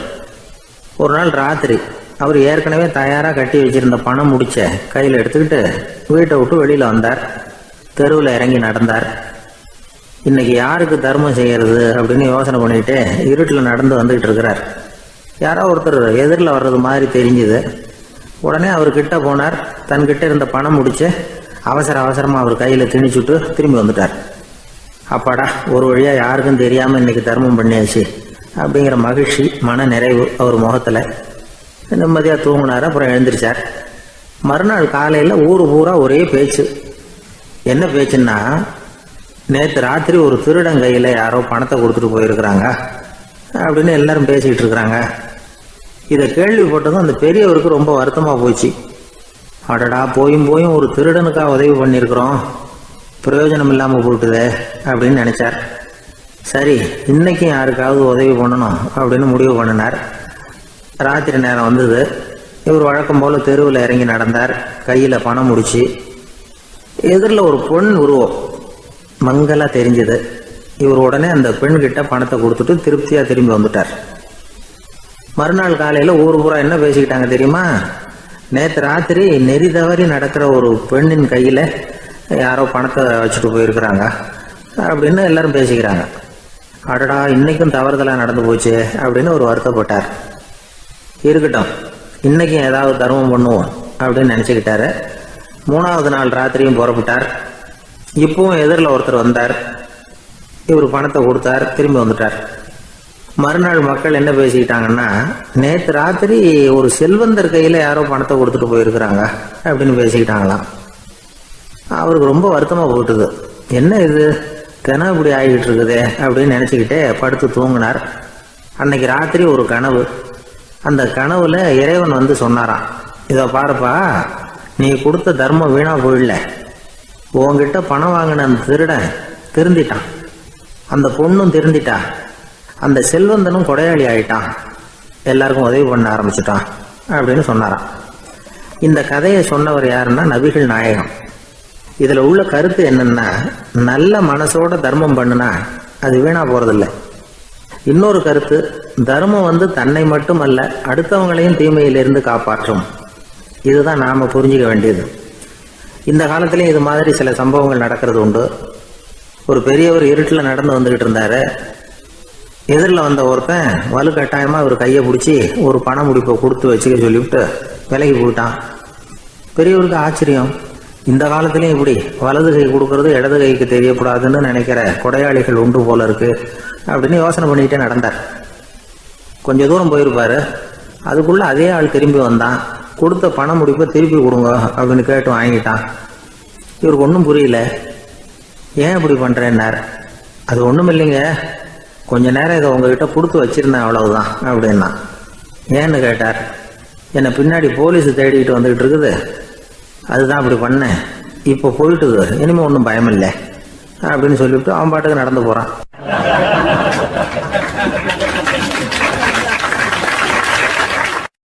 தான் மட்டும் வாழ்ந்தா போதும் அப்படின்னு நினைக்கிறவங்க உண்டு. தானும் வாழணும், அடுத்தவங்களும் வாழணும் அப்படின்னு நினைக்கிறவங்களும் உண்டு. முதல்ல சொன்ன வகையை சேர்ந்த மனிதர்கள் எப்படி தெரியுமா? எப்படியாவது தான் மட்டும் வாழ்ந்தால் போதுங்கிற நினைப்பு தான் எப்பவும் அவங்களுக்கு இருக்கும். தங்களுடைய வளர்ச்சிக்கு எது தடையா இருந்தாலும் சரி, யார் தடையா இருந்தாலும் சரி, அதை அழிச்சுட்டு தான் மறுவேலை பார்ப்பாங்க. அவங்கெல்லாம் பாவ காரியங்களுக்கு தயங்குறதே இல்லை.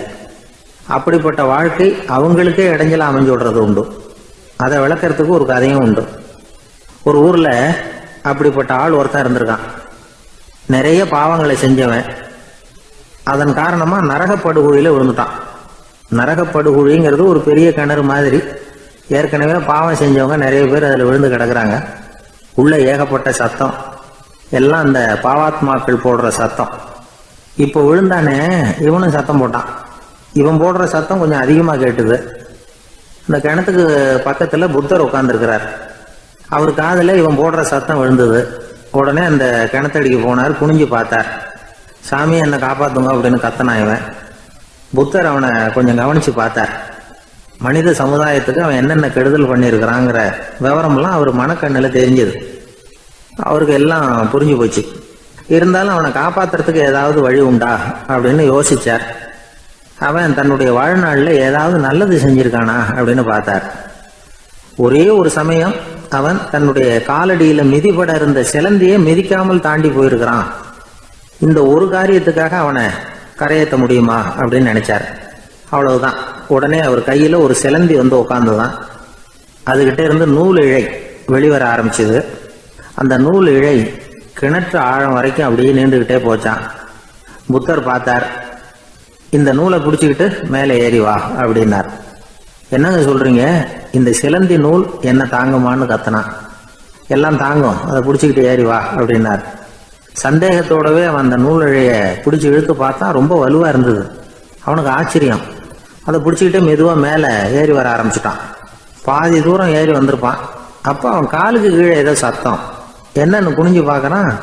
கீழே கிடந்தவங்க சில பேரும் அந்த நூலை பிடிச்சி மேலே வந்துகிட்டு இருக்கிறாங்க. இவனுக்கு கோபம் வந்துட்டுது. தன்னுடைய இடுப்புல வச்சிருந்த கத்தியை எடுத்து தன்னுடைய காலுக்கு கீழே நூல் இழையை அப்படியே வெட்டி விட்டுட்டான். இனிமே நாம மட்டும்தான் மேலே ஏறி வந்துடணும் அப்படின்னு நினைச்சுக்கிட்டான். ஆனா நடந்தது என்ன தெரியுமா? மொத்த நூல் இழையும் அப்படியே அருந்து கீழே விழுந்துட்டுது. அவனும் பொத்துன்னு கீழே விழுந்துட்டான். மறுபடியும் கத்த ஆரம்பிச்சுட்டான். ஏற்கனவே அவன் செஞ்சிருந்த ஒரு சிறு கருணை அந்த நூல் இழைக்கு உறுதியை கொடுத்தது. இப்போ அவன் செஞ்ச பாவம் அந்த நூல் இழைய வலுவிழக்க செஞ்சுட்டுது. அடுத்தவங்களும் வாழணுங்கிற எண்ணம் அவனுக்கு இருந்திருந்தா இப்போ அவனும் கரையேறி வந்திருப்பான், மற்றவங்களும் சௌக்கியமா வந்து சேர்ந்திருப்பாங்க. அதனால நாமும் வாழணும், அடுத்தவங்களும் வாழணும் அப்படின்னு நினைக்கிறவன் வாழ்க்கையில சீக்கிரம் முன்னுக்கு வந்துடுவான். ஒருத்தன் ஒரு டாக்டர் கிட்ட போனான், மருந்து வாங்கினான், வாங்கி கொண்டாந்து பேசாம வச்சுட்டான், சாப்பிடல. அப்புறம் எதுக்காகப்பா போய் அவர்கிட்ட மருந்து வாங்கினேன் அப்படின்னு கேட்டாங்க. டாக்டர் வாழணும் இல்லையா, அதனாலதான் அப்படின்னா. அவர் கொடுத்த மருந்து நீ ஏன் சாப்பிடல அப்புறம் அப்படின்னு கேட்டாங்க. நான் வாழணும் இல்லையா, அதுக்காக தான் அப்படின்னா.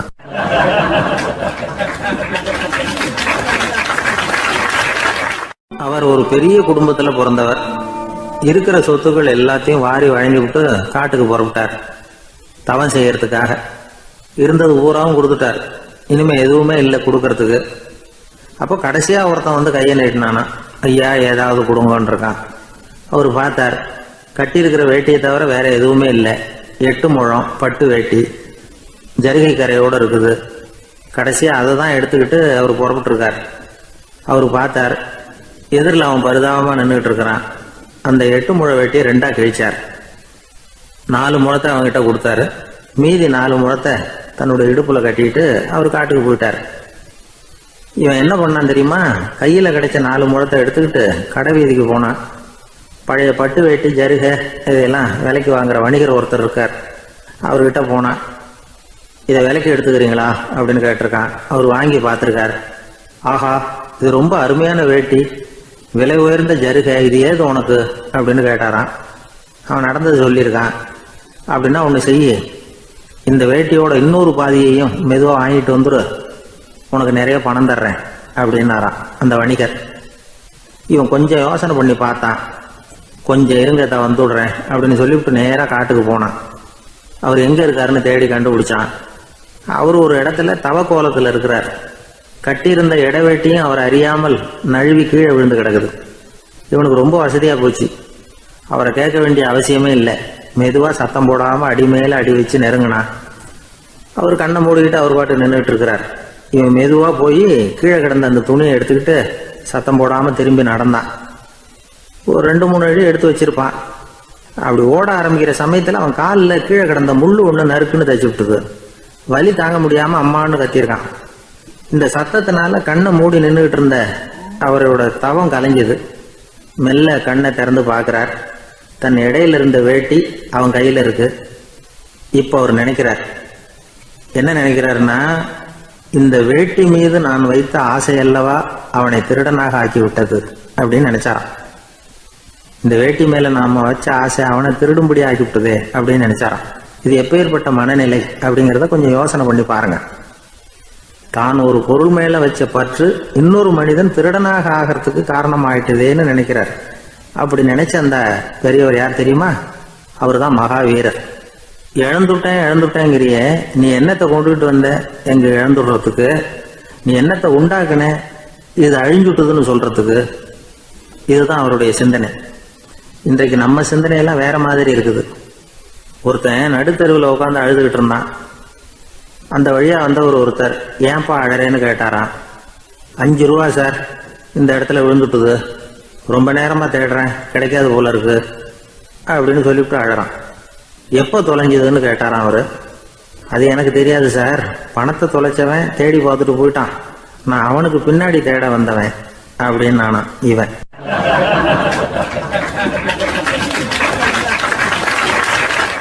ஒரு ஊர்ல ஒரு ஆள் இருந்தான். அவன் ஒரு நாள் கோயிலுக்கு போனான். கடவுள்கிட்ட வேண்டிக்கிட்டான், எனக்கு ஒரு 1,00,000 ரூபா நீ கொடுத்தா நான் உன் சன்னதியில் ஒரு தேங்காய் உடைக்கிறேன் அப்படின்னு வேண்டிக்கிட்டான். கடவுள் பார்த்தார். உடனே அவன் கண் முன்னாடி தோன்றினார். இந்தா நீ கேட்ட 1,00,000 ரூபாய் அப்படின்னு சொல்லி அவன் கையில் பணத்தை கொடுத்துட்டு மறைஞ்சிட்டார். இவனால் நம்பவே முடியல. இவ்வளவு சுலபமாக கிடைக்கும்னு தெரிஞ்சிருந்தா அனாவசியமாக ஒரு தேங்காய் உடைக்கிறேன்னு வேண்டியிருக்க வேண்டியது இல்லையே அப்படின்னு நினச்சான். இருந்தாலும் வேண்டுதலை நிறைவேற்ற வேண்டியது கடமை. அதுக்காக என்ன பண்ணால் பக்கத்தில் ஒரு கடைக்கு போனான். ஒரு தேங்காயை கையில் எடுத்தான். இது என்ன விலைன்னு கேட்டான். 5 ரூபான்னார் கடையில் இருந்தவர். அதிகமாக இருக்குதே விலைன்னா. அப்படின்னா ஒன்று செய்யுங்க, அடுத்த ஊருக்கு போங்க, அங்கே தென்னந்தோப்பு அதிகம், அதனால் அங்கே இதை விட குறைஞ்ச விலைக்கு கிடைக்கும் அப்படின்னார். சரின்னு அடுத்த ஊருக்கு கிளம்புனான். அங்கே போய் விசாரித்தான். ஒரு தேங்காய் 3 ரூபாய் விலைன்னாங்க. இதுவும் அதிகமாக தெரியுதேன்னா. அப்படின்னா ஒன்று செய்ய, அதுவும் அந்த ஆற்று ஓரமாக ஒரு தென்னை மரம் இருக்கு பார், அதில் நீயே ஏறி பறிச்சுக்கோ, ஒரு தேங்காய்க்கு 1 ரூபா கொடுத்தா போதும் அப்படின்னார் அந்த தோப்புக்கு சொந்தக்காரரு. இவனுக்கு மரம் ஏற தெரியாது, இருந்தாலும் ஆசை யார விட்டுது, விலை சல்லிசாக இருக்குதே. ஆற்று ஓரம் போனால் தட்டு தடுமாறி அந்த மரத்தில் ஏறினா அந்த தென்னை மரம் வளைஞ்சி ஆற்று பக்கம் போய் அப்புறம் நிமிர்ந்து இருந்தது. அதாவது மரத்தின் உச்சி சரியாக ஆற்றுக்கு நடுவில் இருந்தது. ஆற்றுல வெள்ளம் கரை புரண்டு ஓடிக்கிட்டு இருக்கு. இவன் கடவுள் கொடுத்த 1 லட்சம் ரூபாயை மடியில் வச்சு இறுக்கி கட்டிக்கிட்டான். உச்சிக்கு போய் காய் பறிக்கிற சமயத்தில் காற்றும் மழையும் பலமாக கலந்து அடிக்க ஆரம்பிச்சுட்டுது. கால் வழுக்கி விட்டுட்டுது. இவன் சடார்னு ஒரு தென்னை மட்டையை பிடிச்சிக்கிட்டு தொங்க ஆரம்பிச்சிட்டான். கீழே பயங்கரமான வெள்ளம், மடியில் 1 லட்சம் ரூபா பணம், என்ன செய்கிறதுன்னு தவிக்கிறான். இந்த சமயம் கரையில் ஒரு யானை பாகன் யானையை குளிப்பாட்டிக்கிட்டு இருக்கிறான். அது அவன் கண்ணில் பட்டுது. ஐயா ஒரு உதவின்னு கத்துனான். அவன் என்ன செய்யணும்னு கேட்டான். உன் யானையை மெதுவாக இங்கே அழைச்சிட்டு வா, எனக்கு நேராக கீழே நிறுத்து, என் காலை பிடிச்சி மெதுவாக கீழே இறக்கி விட்டுரு, என் மடியில் இருக்கிற பணத்தில் உனக்கு 10,000 ரூபா தரேன் அப்படின்னா. அவன் பார்த்தான். காலை கையை பிடிச்சா கூட எவனும் இந்த காலத்தில் 10 ரூபாய்க்கு மேலே தரமாட்டேங்கிறான், இவன் காலை பிடிச்சா 10,000 தர்றேங்கிறான் அப்படின்னு யோசனை பண்ணான். உடனே யானையை கொண்டுட்டு போனான். அவனுக்கு நேராக கீழே நிறுத்தினான். அவன் காலை பிடிச்சான். அவ்வளவுதான். அந்த நேரம் பார்த்து யானை மெதுவாக நடந்து அப்பால் போட்டுது. இப்போ யானை பாகன் அவன் காலை கெட்டியாக பிடிச்சிக்கிட்டு தொங்குறான். பரிதாபமாக மேலே பார்க்குறான். அவன் மட்டையை பிடிச்சிக்கிட்டு தொங்குறான். இப்போ யானை பாகன் சொல்கிறான், தம்பி மட்டையை விட்டுறாத, கெட்டியாக பிடிச்சிக்கோ, நான் உனக்கு 10,000 ரூபா தரேன், இதோ மடியில் தான் வச்சுருக்கேன்னா. மேலே தொங்குறவனுக்கு இந்த நிலைமையிலேயும் ஒரு சந்தோஷம், மேற்கொண்டு ஒரு 10,000 ரூபா நமக்கு கிடைக்கும் போல இருக்கே அப்படின்னு. இந்த சமயத்தில் ஒருத்தன் ஒட்டகத்தை ஓட்டிகிட்டு வந்தான் அந்த பக்கமாக குளிப்பாட்டுறதுக்கு. யானை பாகம் பார்த்துட்டான். ஐயா ஒட்டகக்காரரே, அதை இங்கே கொண்டுட்டு வா, எங்கள் காலை பிடிச்சி பத்திரமா இறக்கி விடு, நாங்கள் பணம் கொடுக்குறோம்னா. அவனும் பணத்துக்கு ஆசைப்பட்டு வந்தான். அவன் காலை பிடிக்கிற சமயம் ஒட்டகமும் நழுவி போட்டுது.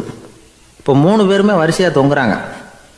ஒட்டகக்காரன் கத்துறான், தம்பி மட்டையை விட்டுறாத, கெட்டியாக பிடிச்சிக்கோ, நான் என் மடியில் இருக்கிற 5,000 உனக்கு தந்துடுறேன்னா. மேலே தொங்குறவனுக்கு இன்னமும் சந்தோஷம், இவனும் பணம் தர்றேங்கிறான். அப்படின்னா இன்றைக்கி நமக்கு மொத்த பண வரவு எவ்வளவு அப்படின்னு ஒவ்வொன்றா கூட்டி பார்க்க ஆரம்பித்தான். மனக்கணக்கு சரியாக வரல. அதனால் அப்படியே விரலை விட்டு எண்ண ஆரம்பித்தான். அவ்வளவுதான். மட்டையை விட்டுட்டு கை நழுவி வந்துட்டுது. 3 பேரும் பொத்துன்னு ஆற்றுல விழுந்தாங்க. படாத பாடுபட்டு தட்டு தடுமாறி கரைக்கு வந்து சேர்ந்தாங்க. 3 பேர் மடியில் இருந்த பணமும் ஆற்றோட போட்டுது. பேராசை பெருநஷ்டம் அப்படின்னு ஒரு பழமொழி இருக்குல்ல, அதை விளக்கறதுக்காக சொல்லப்பட்ட கதை இது. இந்த காலத்தில் ஒருத்தர் ஒரு நீச்சல் குளத்தில் நீச்சல் அடிச்சுக்கிட்டு இருக்கிறார். காவலுக்கு இருந்தவர் அதை கவனிச்சுட்டார். கரையிலேருந்து சத்தம் போட்டாராம், இதோ பாருங்க, இங்கே ராத்திரி 8 மணிக்கு மேலே நீச்சல் அடிக்கிறது சட்டப்படி குற்றம், அதுக்கு அனுமதி கிடையாது, தெரியாதா உங்களுக்கு அப்படின்னாராம். இதுக்கு அவர், ஐயையோ நான் நீச்சல் அடிக்க வந்தவன் இல்லைங்க, சும்மா சுற்றி பார்க்க வந்தவன், தடுமாறி குளத்தில் விழுந்துட்டேன், நீச்சல் தெரியாது, அதனால் தத்தளிச்சுக்கிட்டு இருக்கிறேன் அப்படின்னு கத்துனாராம். கரையில் இருந்தவர் பார்த்தார். ஓ அப்படின்னா சரி, அதுக்கு ஒன்றும் தடை இல்லை அப்படின்னு சொல்லிவிட்டு அவர் பாட்டு நடந்து போயிட்டாராம்.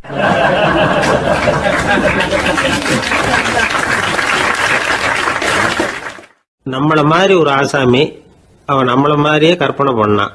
அதாவது நாம தான் இந்த உலகத்தில் ரொம்பவும் கஷ்டப்படுறோம், மற்றவங்க எல்லாம் சந்தோஷமா இருக்கிறாங்க அப்படின்னு அவன் நினச்சிக்கிட்டான். அவன் ஒரு நாள் கடவுளை வேண்டிக்கிட்டானா, சுவாமி இந்த உலகத்தில் எவ்வளவோ பேர் இருக்கிறாங்க, ஒவ்வொருத்தருக்கும் ஒவ்வொரு விதமான கஷ்டம் இருக்கலாம், ஒத்துக்கிறேன், இருந்தாலும் எனக்கு அது கொஞ்சம் அதிகமாக இருக்கிறது மாதிரி தெரியுது, அதனால நீங்கள் எனக்காக ஒரு சின்ன உதவி செஞ்சால் போதும்.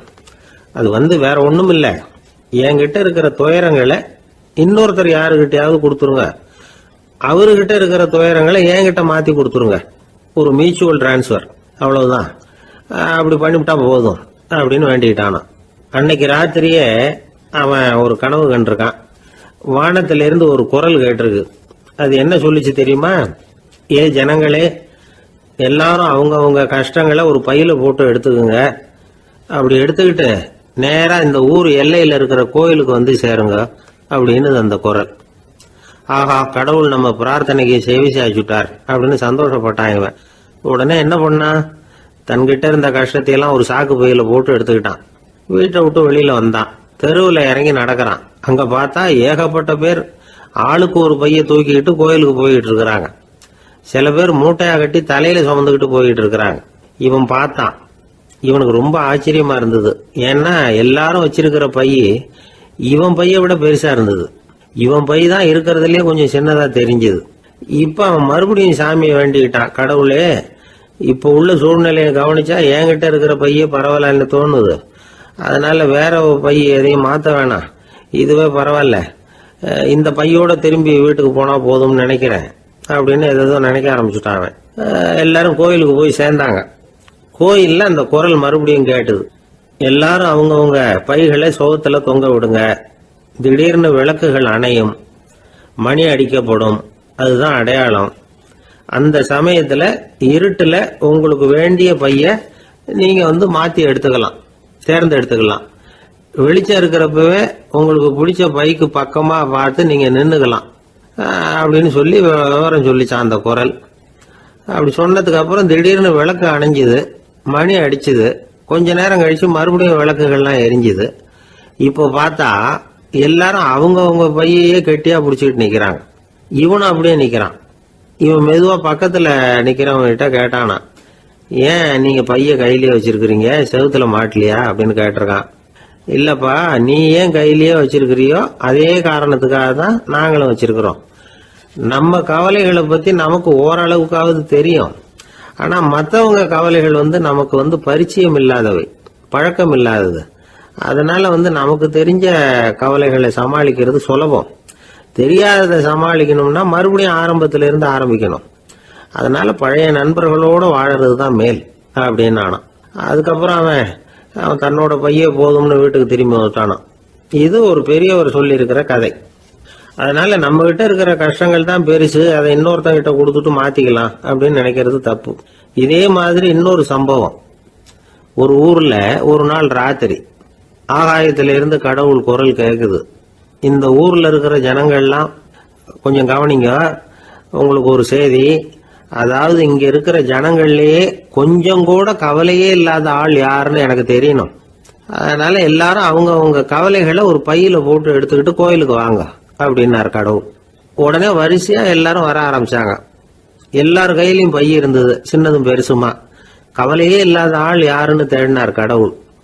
ஒரே ஒரு ஆள் மட்டும் கையில எதுவும் இல்லாம வெறும் கையை வீசிக்கிட்டு ரொம்ப ஜாலியா நடந்து வந்துகிட்டு இருந்தான். கடவுள் அவங்ககிட்ட போனார். ஏன்பா, உனக்கு கவலையே இல்லையா அப்படின்னு கேட்டார். எனக்கும் சில கவலைகள்லாம் உண்டு அப்படின்னு அவன். எங்க அதெல்லாம்னு கேட்டிருக்காரு கடவுள். பின்னாடி லாரியில வந்துகிட்டு இருக்கு அப்படின்னு அவன்.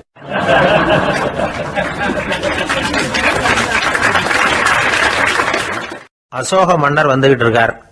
அவருடைய ஆலோசகர்கள் எல்லாம் பக்கத்துல வந்துகிட்டு இருக்கிறாங்க. அந்த சமயத்துல எதிரில் ஒரு புத்த பிக்ஷு வர்றார்.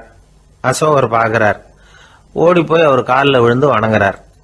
அசோக மன்னரின் தலை அந்த புத்த துறவியின் பாதத்துல பட்டுக்கிட்டு இருக்கு.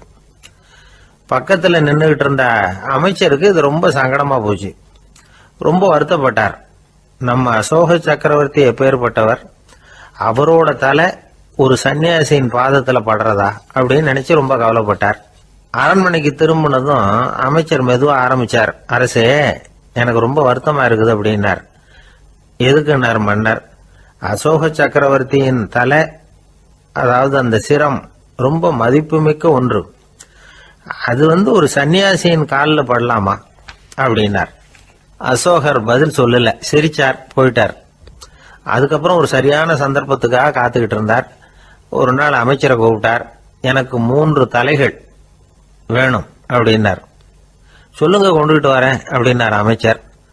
அசோகர் சொன்னார், முதல்ல எனக்கு தேவையானது ஒரு ஆட்டின் தலை, 2வது ஒரு புலியின் தலை, 3வது ஒரு மனிதனின் தலை.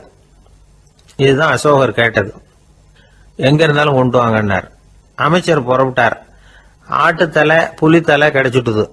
அப்புறமா ஒரு சுடுகாட்டுக்கு போய் ஒரு மனித தலையும் சேகரம் பண்ணிட்டு ராஜா கிட்ட வந்துட்டார். அரசே, உங்கள் ஆணைப்படி 3 தலைகளையும் கொண்டு வந்திருக்கிறேன்னார். அசோகர் பார்த்தார், ரொம்ப நல்லது, இப்ப இது 3ஐயும் எடுத்துக்கிட்டு போய் சந்தையில வித்துட்டு வாங்க அப்படின்னார். அமைச்சர் அதுகளை எடுத்துக்கிட்டு சந்தைக்கு போனார். முதல்ல ஆட்டுத்தலை நல்ல விலைக்கு வித்து போச்சு, நல்ல விலை கொடுத்து வாங்கிட்டு போட்டாங்க. அடுத்தபடியா புலி தலைய ஒருத்தர் வாங்கிட்டார், அதை பாடம் பண்ணி வீட்டில் மாட்டி வைக்கலாமே அப்படின்னு நினைச்சு அதையும் வாங்கிட்டு போட்டார். மனித தலையை மட்டும் வாங்கறதுக்கு யாரும் முன் வரல. எல்லாரும் அதை பார்த்துட்டு விலைக்கு போக ஆரம்பிச்சாங்க. அமைச்சர் திரும்பி வந்தார். அரசே, இந்த தலையை மட்டும் யாரும் வாங்க மாட்டேங்கிறாங்க அப்படின்னார். சரி, பரவாயில்ல, இதை இலவசமாவே எனாமாவே யாருக்கிட்டையாவது கொடுத்துட்டு வந்துருங்க அப்படின்னார். அமைச்சர் மறுபடியும் சந்தைக்கு போனார். இதை இலவசமா தரேன், இதை வாங்கிக்கோங்க அப்படின்னார். அப்பவும் அதை யாரும் வாங்கிக்கிறதுக்கு தயாரா இல்லை. மறுபடியும் திரும்பி வந்து மன்னர்கிட்ட விவரத்தை சொன்னார். இப்போ மன்னர் சொல்றார், அமைச்சரே, உயிர் இருக்கிற வரைக்கும் தான் இந்த தலைக்கு மதிப்பு. ஜீவன் போனதுக்கு அப்புறம் அதோட மதிப்பும் போயிடுது. அதனால மதிப்பு இருக்கும் பொழுதே பெரியவர்கள் பாதம் பணிந்து அந்த புனிதத்தை பெற்றுக்கொள்ளணும் அப்படின்னார். பணிவுங்கிறது வேற, அடிமைத்தனம்ங்கிறது வேற. பெரியவர்களை பணிவது நமக்கு பெருமை தரக்கூடிய விஷயம். இதை மனசுல வச்சுக்கிட்டு எப்போ காலில் விழணும், எப்போ காலில் விழக்கூடாது அப்படிங்கிறத முடிவு பண்ணிக்கணும். ஒரு சாதாரண ஆள் நடந்து வந்துகிட்டு இருந்தார். எதிரில் வந்த ஒரு பெரிய மனுஷன் ஓடி போய் அவர் காலில் விழுந்து தன்னுடைய தலையை அவர் பாதத்தில் கொண்டு போய் வச்சார். கொஞ்ச நேரம் கழிச்சு எழுந்திரிச்சு வந்துட்டார். வந்த பிறகு இவரை கேட்டேன், ஏன் திடீர்னு ஓடி போய் அந்த ஆளு காலில் விழுந்தீங்க அப்படின்னு. அவர் போட்டிருக்கிறது என்னோட காணாம போன செருப்பான்னு கண்டுபிடிக்கிறதுக்காக அப்படி விழுந்தேன் அப்படின்னார்.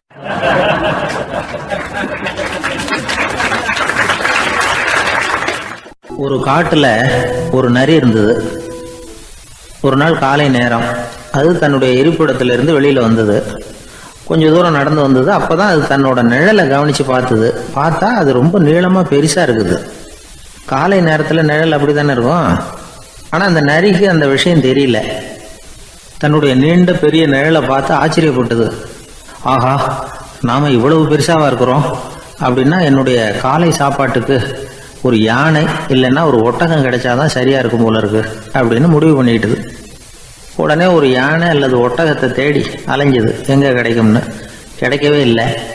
மத்தியானம் 12 மணி ஆயிட்டுது. பசியோட அலையுது. இப்ப தன்னோட நிழலை பார்த்தது. அது மத்தியான நிழல் எப்படி இருக்கும், அது ரொம்பவும் குறுகி போய் தெரிஞ்சுது. உடனே அந்த நரி என்ன நினைச்சுக்கிட்டு தான் தெரியுமா, காலை ஆகாரம் சாப்பிடாததுனால நம்ம உடம்பு இப்படி அழிச்சு போட்டுதே அப்படின்னு நினைச்சுக்கிட்டு தான். கொஞ்ச நேரம் கழிச்சு மறுபடியும் தன்னுடைய நிழலை பார்க்குது. அது இன்னமும் குறுகி போய் காலடியிலேயே வந்துட்டுது. அதுக்கு பயமா போயிடுது. ஐயோ, இன்னும் கொஞ்ச நேரத்துல நாம இறந்துருவோம் போல இருக்க. இப்ப என்ன செய்யறது? இந்த சமயத்துல ஒரு எறும்பு கிடைச்சா கூட போதும், அதை நம்ம காலை ஆகாரமா நினைச்சு சாப்பிட்டு விடலாமே அப்படின்னு நினைச்சுதான். நம்முடைய நிழல் கூட நம்மள மாதிரியே தான் அடிக்கடி மாறிக்கிட்டே தான் இருக்குது. அது எப்பவும் ஒரே மாதிரி இருக்கிறது இல்ல. மனிதனுக்கு ஏற்படுகிற தன்முனைப்பு இருக்கு பாருங்க, ஈகோ, அது கூட ஒரு நிழல் மாதிரி தானா. அப்படி நினைக்க ஆரம்பிச்சுட்டா அதனால ஏதும் பிரச்சனை வராதான். தன்முனைப்பை நிழல் போலவே ஏற்றுக்கொள்ளுங்கள் அப்படிங்கிறது பெரியவங்க கருத்து. ஒரு காரியத்தை வெற்றிகரமா நல்ல விதமா செஞ்சு முடிக்கிறோம்னு வச்சுக்கோங்க. அந்த சமயத்துல ஒரு வித நுட்பமான தற்பெருமை நமக்குள்ள உண்டாகுது. இது இயற்கையானது, அதனால இது மேல பற்று வைக்கக்கூடாது. அப்படி வைக்க ஆரம்பிச்சுட்டா அந்த தற்பெருமை ஒரு நிரந்தர விருந்தாளியா நம்ம கிட்ட தங்கிக்கும். நம்ம நிழல் எப்படின்னு பாருங்க, நாம நடக்கும் பொழுது நம்ம பின்னாடியே வரும். தன்முனைப்பையும் அப்படியே நினைச்சுக்குங்க. நிழல் யாருக்கும் எந்த பிரச்சனையையும் உண்டாக்குறது இல்லை. ஆனா அந்த நிழலை கண்டே நாம பயப்பட ஆரம்பிச்சுட்டா நாம எதுலையும் வெற்றி காண முடியாது. நிழலோட சண்டை போடக்கூடாது. அது மாதிரி தன்முனைப்போடவும் நாம சண்டை போட வேண்டியதில்லை. இல்லாத ஒன்றோடு சண்டை போடுறது எப்படின்னா, அது இருட்டோட சண்டை போடுறது மாதிரி. நாம நிழல் கிடையாது, நம்ம கிட்ட இருக்கிற தன்முனைப்பு ஒரு நிழல். நம்ம நிழலையும் நமக்கு சமமா பாக்குறோம் பாருங்க, அங்கதான் சிக்கலே ஆரம்பம். இப்போ நாம நடந்து போய்கிட்டு இருக்கிறோம். நம்ம நிழல் தரையில விழுது. யாரோ ஒருத்தர் நம்ம நிழல் மேல காலை வச்சு நடந்து போறார். உடனே அவர்கிட்ட சண்டைக்கா போறோம், ஏண்டா என் நிழலை மிதிச்ச அப்படின்னு. நமக்கு தெரியும் அது நிழல் தாங்கிறது. அவர் உங்க மேல நடக்கல, உங்களுடைய நிழல் மேலதான் நடக்கிறார். அது மாதிரி உங்க தன்முனைப்பின் மேல யாராவது நடந்தா உங்களை அவமானப்படுத்துறதா நினைக்கிறீங்க. காரணம் நாமளும் நம்ம தன்முனைப்பும் ஒண்ணுங்கிற நினைப்பு தான் காரணம், மற்றபடி வேற ஒண்ணும் கிடையாது. நம்ம நிழல் மேல நடக்கிறவர் நம்மளை காயப்படுத்துறது இல்லை. தன்முனைப்பை வேண்டாத ஒன்னாவும் பார்க்க வேண்டியதில்லை. அது இயற்கை. நிழலை உங்க முன்னாடி வைக்க வேணாம், அது உங்க பின்னாடியே இருக்கட்டும். நிழலின் நிழலாகி விடாதீர்கள், நீங்கள் நீங்களாகவே இருங்கள். இதுதான் சான்றோர் சிந்தனை. ஒரு பேருந்துல ஒரே நெரிசல். ஒருத்தர் பக்கத்துல நின்றுகிட்டு இருந்தவர்கிட்ட ரொம்ப பணிவா விசாரிச்சார், ஏன் சார் நீங்க ஏதாவது பெரிய உத்தியோகத்துல இருக்கிறீங்களா அப்படின்னார். அப்படிலாம் ஒண்ணும் இல்லைங்கன்னார் அவரு. அப்படின்னா வேற ஏதாவது அரசியல்ல பெரிய பதவியில் இருக்கிறீங்களா அப்படின்னு கேட்டார். அதுவும் இல்லைங்கன்னார். சரி, பணமாவது அதிகமா வச்சிருக்கீங்களா அப்படின்னு கேட்டார். அப்படிலாம் ஒன்றும் கிடையாது சார்னார் அவரு. அப்புறம் எதுக்குடா என் காலை மிதிச்சுக்கிட்டு இருக்கிற, எடுறா காலை அப்படின்னாராம் இவர்.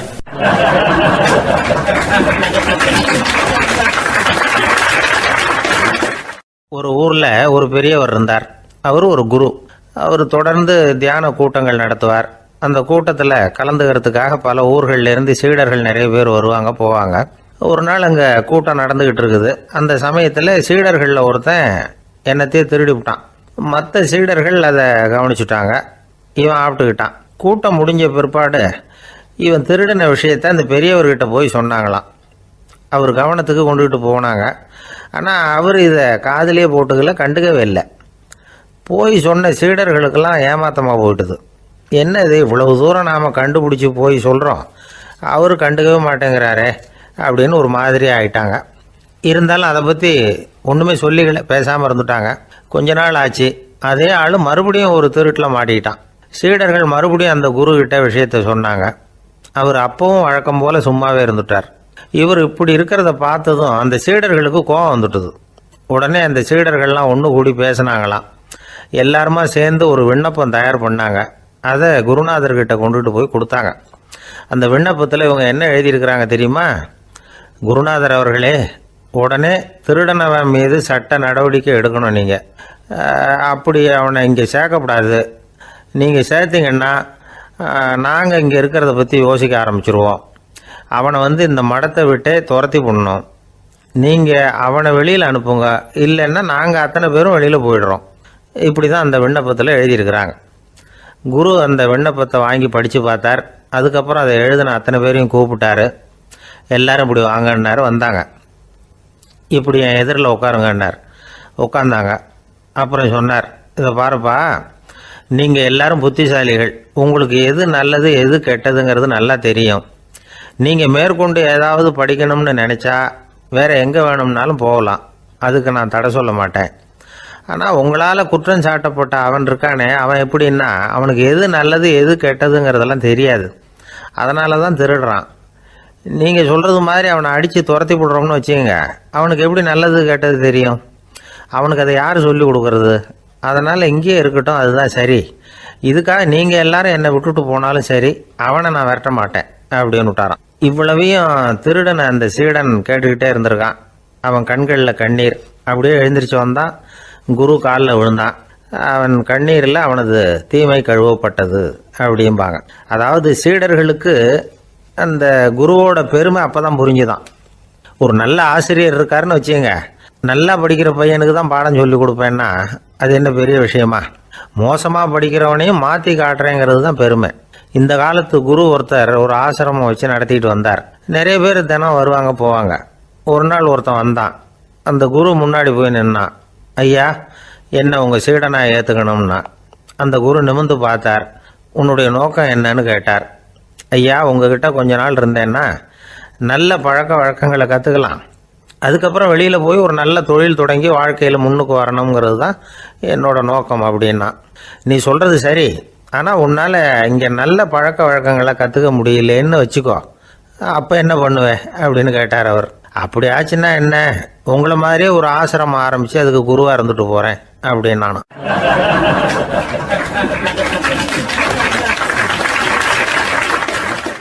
ஒரு ஆள் இருந்தார். அவர் தன்னை ஒரு குருன்னு சொல்லிக்கிட்டார். மௌன குரு, வாயே திறக்கிறதில்ல. அவருக்கு 2 சீடர்கள் உண்டு. இவங்க தான் வர்றவங்க கிட்ட பேசுவாங்க, விளக்கம் கொடுப்பாங்க. ஒரு நாள் இந்த சீடர்கள் 2 பேரும் எங்கேயோ வெளியில் போயிட்டாங்க. அந்த நேரம் பார்த்து ஒருத்தர் அங்கே வந்தார். குருக்கிட்ட போனார். குருவே, புத்தர்னா என்னன்னு கேட்டார். குருவுக்கு ஒன்றும் புரியல. அவர் உண்மையான குருவாக இருந்தாவில் புரியும். அவர் திருன்னு முழிக்க ஆரம்பிச்சிட்டார். இந்த நேரம் பார்த்து இந்த சீடர்கள் எங்கேயோ போயிட்டாங்களே, என்ன பண்ணுறது, உதவிக்கு யாராவது கிடைக்க மாட்டாங்களா அப்படின்னு அப்படியே சுற்றி பார்க்குறார். அங்கங்கே பார்க்குறார். வந்தவர் இதை கவனித்தார். ஏதோ புரிஞ்சுக்கிட்டவர் மாதிரி அடுத்த கேள்வி கேட்டார். தர்மம்னா என்ன சுவாமின்னார். குருவுக்கு ரொம்ப சங்கடமாக போச்சு. நம்ம நிலைமை இப்படி ஆகிட்டுதே, இக்கட்டில் மாட்டிக்கிட்டோமே அப்படின்னு நினச்சபடியே விட்டத்தை பார்த்தார். அப்புறம் குனிஞ்சு தரையை பார்த்தார். அப்படியே உட்காந்துக்கிட்டார். வந்தவர் உடனே அடுத்த கேள்விக்கு போயிட்டார். தியானம்னா என்ன சுவாமின்னார். பாவம் என்ன பண்ணுவார் அந்த குரு, பேசாமல் கண்ணை கெட்டியாக மூடிக்கிட்டார். இது ஏதுடா வம்பா போச்சுன்னு. இவர் இப்படி பண்ணால் கூட வந்தவர் சளைக்கல. இன்னொரு கேள்வியும் கேட்டார். ஆசீர்வாதம்னா என்ன அப்படின்னார். இவர் பார்த்தார். இப்படியே போனால் இவர் கேள்வி கேட்குறத நிறுத்த மாட்டார் அப்படின்னு நினச்சிக்கிட்டு எனக்கு ஒன்றுமே தெரியாதுங்கிற பாவனையில் 2 கையையும் விரித்து காட்டினார். வந்தவர் முகத்தில் மகிழ்ச்சி, மன நிறைவு. ஏதோ எல்லாம் புரிஞ்சுக்கிட்ட ஒரு மாதிரி அங்கேருந்து புறப்பட்டு போனார். வழியில் அந்த குருவோட சீடர்கள் 2 பேரையும் சந்தித்தார். உங்கள் குருவை தான் பார்த்துட்டு வரேன்னார். இவர் என்ன நடந்ததுன்னு கேட்டாங்க. இவர் விவரமாக சொல்கிறார். உங்கள் குரு எவ்வளவு பெரிய ஞானி தெரியுமா? புத்தர்னா என்னன்னு கேட்டேன். அதுக்கு அவர் அப்படியும் இப்படியும் பார்த்தார். அதுக்கு என்ன அர்த்தம் தெரியுமா? மக்கள் புத்தரை அங்கேயும் இங்கேயும் தேடுறாங்க. உண்மையில் அவர் அங்கேயும் இங்கேயும் தேடி கண்டுபிடிக்க முடியாது அப்படிங்கிறத அவர் செய்கை மூலம் உணர்த்தினார். அதுக்கப்புறம் தர்மம்னா என்னன்னு கேட்டேன். அவர் மேலேயும் கீழையும் பார்த்து தர்மம் சமமானது, அதில் உயர்வு தாழ்வு இல்லைங்கிறத உணர்த்தினார். அதுக்கப்புறம் தியானம்னா என்னன்னு கேட்டேன். கண்ணை மூடிக்கிட்டார். கண்ணை மூடி காணுகிற அற்புதம் அது அப்படிங்கிறத புரிஞ்சுக்கிட்டேன். கடைசியாக ஆசீர்வதிக்கப்படுறது பற்றி கேட்டேன். கைகளை நீட்டி உதவுறது தான் அது அப்படிங்கிறத தன்னுடைய இருகை விரித்து உணர்த்தினார். எவ்வளோ பெரிய மகான் அவர் அப்படின்னு சொல்லிவிட்டு அவர் பாட்டு போயிட்டார். சீடர்கள் அதுக்கப்புறம் மெதுவாக குருக்கிட்ட சேர்ந்தாங்க. அவங்கள பார்த்ததும் குருவுக்கு கோபம் வந்துட்டுது. அடே பாவிகளா, எங்கடா போய் தொலைஞ்சிங்க, நான் ஒரு ஆளுகிட்ட மாட்டிக்கிட்டு என்ன பாடுபட்டிருக்கேன் தெரியுமான்னார். இது மாதிரி தான் நாம் சாதாரண மனிதர்களின் புற வேடங்களிலேயே மயங்கி போயிடுறோம். அவங்க பேச்சு, செய்கை, பார்வை இதிலெல்லாம் ஏதோ பெரிய தத்துவம் இருக்கிறதாக நினச்சிக்கிறோம். உண்மையிலேயே அந்த தத்துவங்கள் யாருக்கு சொந்தம்? அவங்களுக்கு இல்லை, நமக்கு தான் சொந்தம். நாம் தானே அதை கற்பிச்சுக்கிட்டோம். நாம் அடையாளம் கண்டுக்கிறது இல்லை. நாம் யாருங்கிறது நமக்கு புரியறதில்ல. அதுதான் இன்றைக்கி நடக்கிறது. அதனால தான் அடுத்தவங்களை தேடி ஓடிக்கிட்டு இருக்கிறோம். சில வீடுகளில் கூட இது மாதிரி சைகைகள் உண்டு. சில குடும்ப தலைவர்கள் தினமும் காலையில் கண்ணை கெட்டியாக மூடிக்கிட்டு கை 2ஐயும் சுத்தமாக விரித்து வச்சுக்கிட்டே உட்காந்து தியானம் பண்ணுறது வழக்கம். எதுக்காக அப்படி பண்ணுறீங்கன்னு ஒருத்தரை பார்த்து கேட்டேன். இந்த மாதம் வாங்கின சம்பளம் பூரா தீர்ந்து போச்சு, இனிமேல் என் கையில் சுத்தமாக ஒன்றும் இல்லை, புதுசாக எதுவும் செலவு வச்சுடாதே அப்படிங்கிறத அப்படி உள்ளங்கை 2ஐயும் விரித்து காட்டி அவங்களுக்கு உணர்த்துறேன் அப்படின்னார்.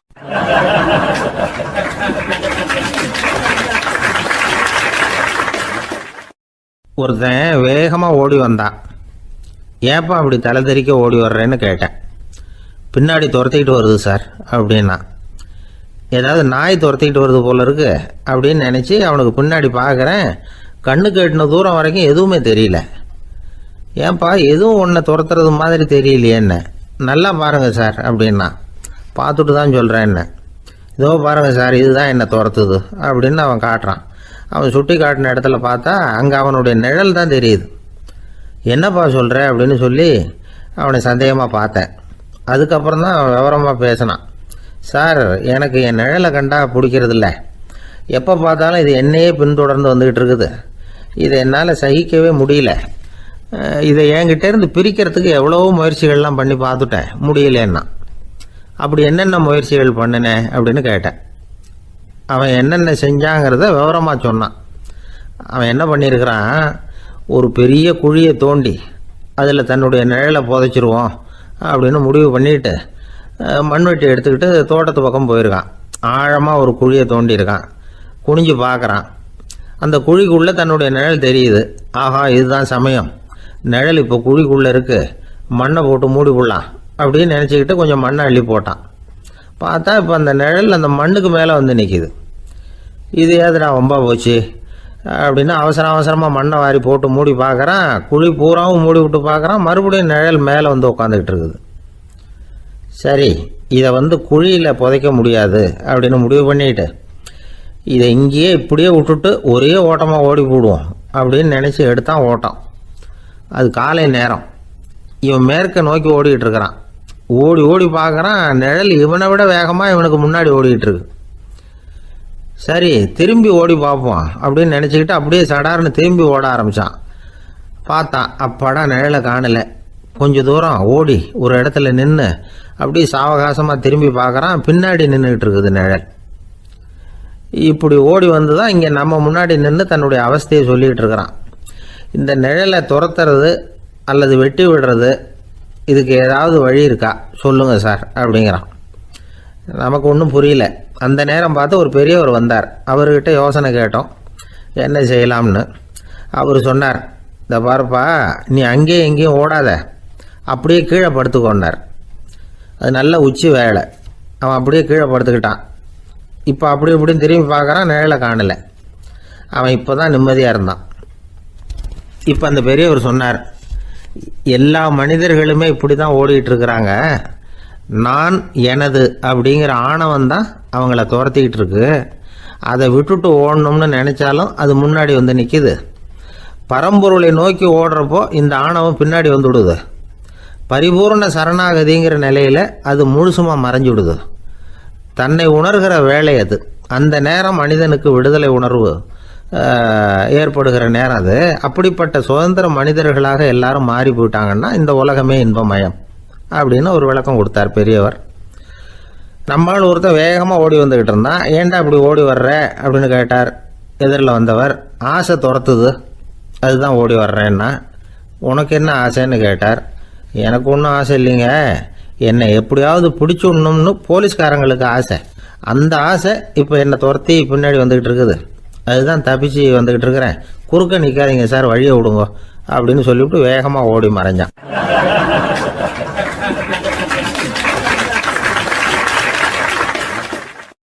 எனக்கு வாழ்க்கையில் ஒரே ஒரு ஆசை தான் சார் அப்படின்னார் ஒருத்தர். அது என்னன்னு கேட்டேன். ஆசைகளை ஒழிச்சுடணுங்கிறது தான் என்னோட ஆசை அப்படின்னார். இப்படி ஆசைகளை ஒழிக்க வேண்டும் அப்படிங்கிறதையே ஒரு ஆசையாக கொள்வது அபத்தம் அப்படிங்கிறார் ஒரு பெரியவர். இது மாதிரி ஆசைகளை ஒழிக்க ஆசைப்பட்டா அந்த நோக்கம் நிறைவேறாதான். அந்த முயற்சியால் புதுசாக சில துன்பங்கள் தான் சேருமா. அதில் புதுசாக ஒரு ஆசை தலை தூக்கும் அப்படிங்கிறார் அவர். ஆசைகளை தானாக விழ வச்சுடலாம். அதுக்கு வழி என்ன தெரியுமா? எந்த ஒரு ஆசையையுமே பூரணமாக நிறைவேற்றி கொள்ள முடியாதுங்கிறத உணரணும். அதை உணர்ந்தால் ஆசைகள் தானாக விழுந்துடும். அதை விட்டுட்டு ஆசைகளை விட்டுடணுங்கிறதையே ஒரு ஆசையாக வச்சுக்கிட்டு அதுக்காக கடுமையாக முயற்சிகளையும் செஞ்சுக்கிட்டு நான் ஆசைகளை விட்டுட்டு ஞானோதயம் அடையிறதுக்கு கடுமையாக முயற்சி பண்ணிகிட்டு இருக்கிறேன் சார் அப்படின்னு சொல்லிக்கிட்டு இருந்தால் எந்த காலத்துலேயும் ஞானோதயம் வரப்போகிறதில்ல. அதுக்கு பதிலாக துன்பந்தான் சேரும் அப்படிங்கிறது அவரோட கருத்து. எந்த ஒரு ஆசையையும் பூரணமாக நிறைவேற்றி கொள்ள முடியாது அப்படிங்கிறத உணரணும். ஒரு ராஜா, அவர் மனசில் அமைதி இல்லை, எப்பவும் கஷ்டப்பட்டுக்கிட்டே இருந்தார். இந்த துன்பத்தை போக்குறதுக்கு பல வழிகளில் என்னென்னமோ முயற்சியெல்லாம் பண்ணி பார்த்தார். ஒன்றும் சரியாக வரல. கடைசியாக ஒரு காரியம் பண்ணார். அதாவது ஒரு வேதாந்தியை தேடிட்டு போனார். அவரை பார்த்து கேட்டார், ஐயா, என்னுடைய துன்பங்கள்லேருந்து நான் விடுபடணும், அதுக்கு சுலபமாக ஏதாவது ஒரு வழி இருந்தால் சொல்லுங்களேன் அப்படின்னு கேட்டுக்கிட்டார். அதுக்கு அந்த வேதாந்தி சொன்னார், அதுக்கு ஒரு வழி சொல்கிறேன், அது மாதிரி செய். அதாவது உன்னுடைய ராஜ்யத்துக்குள்ள போதுங்கிற மனசோட வாழுற ஒருத்தனை கண்டுபிடிக்கணும். அப்படி கண்டுபிடிச்சி அவனுடைய சட்டையை வாங்கி நீ போட்டுக்கணும். அப்படி போட்டுக்கிட்டா உன்னுடைய துன்பம் தீர்ந்துரும் அப்படின்னார். உடனே ராஜாவுக்கு ரொம்ப மகிழ்ச்சி. அரண்மனையில் இருந்த அத்தனை பேரையும் ஆளுக்கு ஒரு பக்கமாக அனுப்புனார், தேட சொன்னார்.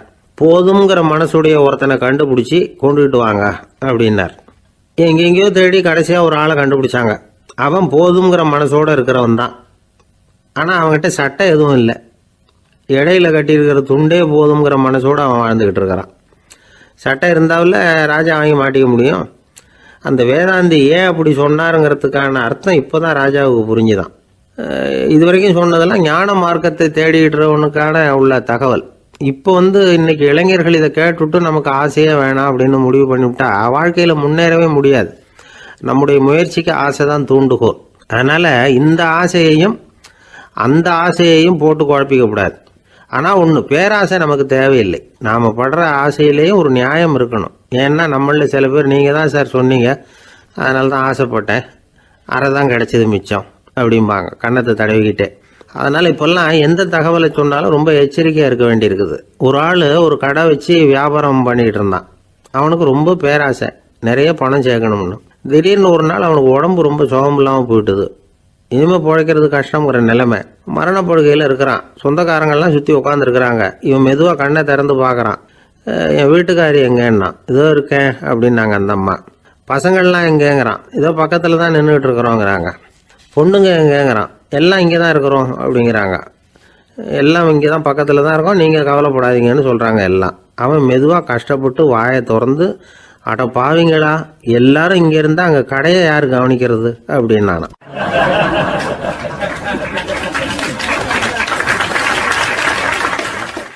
ஜப்பானில் உள்ள ஒரு புத்த விகாரை.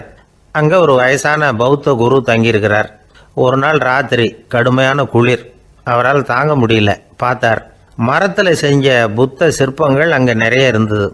அதில் ஒன்றை எடுத்து அதுக்கு தீ மூட்டி அந்த நெருப்பில் குளிர் காஞ்சிக்கிட்டு இருக்கிறார். மர சிற்பம் தீ வச்சதும் படபடன்னு வெடிக்க ஆரம்பிச்சுட்டுது. அந்த சத்தத்தை கேட்டதும் அந்த புத்த விகாரையின் குருக்கள் வெளியில் ஓடி வந்தார். இவர் ஆனந்தமாக குளிர் காஞ்சிக்கிட்டு இருக்கிறார். அவரால் பொறுத்துக்க முடியல. தெருவில் திரிஞ்சுக்கிட்டு இருந்த அந்த பெரியவரை இங்கே தங்க அனுமதித்ததே அவர் தான். இவர் இப்படி பண்ணுறாருன்னு நினச்சிக்கிட்டே அவரை கோபமாக பார்த்தார். ஏன் இப்படி கோபமாக பார்க்குறீங்க, இப்படி வந்து உட்காருங்க அப்படிங்கிறாரு இவர். அவருக்கு இன்னமும் கோபம் வந்துட்டுது. எங்கள் கடவுளை வந்து எரிச்சுட்டீங்களே அப்படின்னு சத்தம் போட்டாராம். அப்படியா அப்படின்னு கேட்டுக்கிட்டே அந்த சாம்பலை கிளறினார் இவர். என்ன செய்கிறீங்கன்னு கேட்டிருக்காரு அவர்.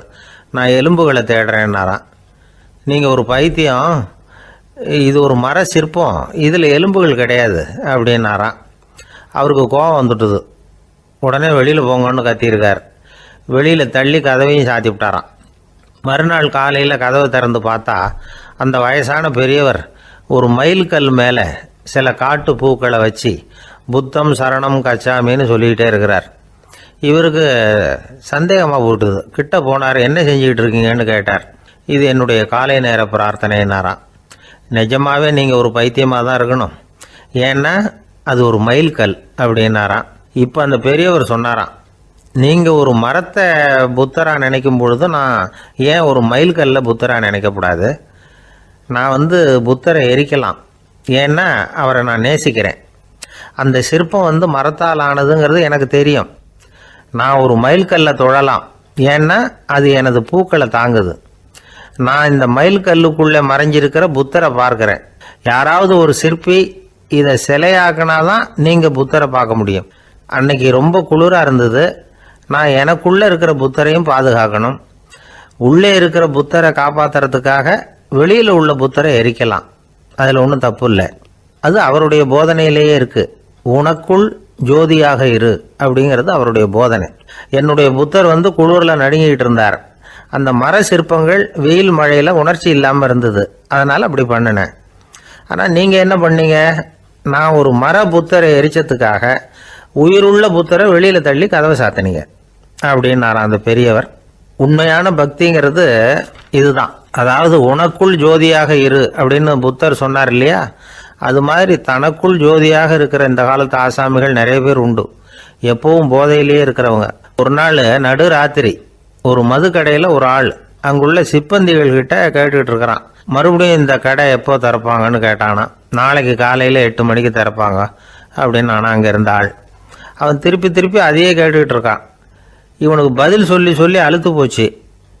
அதான் சொல்கிறேன் ஐயா, நாளைக்கு காலையில் வா அப்படின்னாங்களாம். அதுக்கு இவன், நான் வர்றதுக்காக கேட்கலையா, நேத்திக்கு வந்தவன் உள்ளேயே மாட்டிக்கிட்டேன், வெளியில் போகிறதுக்காக கேட்டேன் அப்படின்னானான்.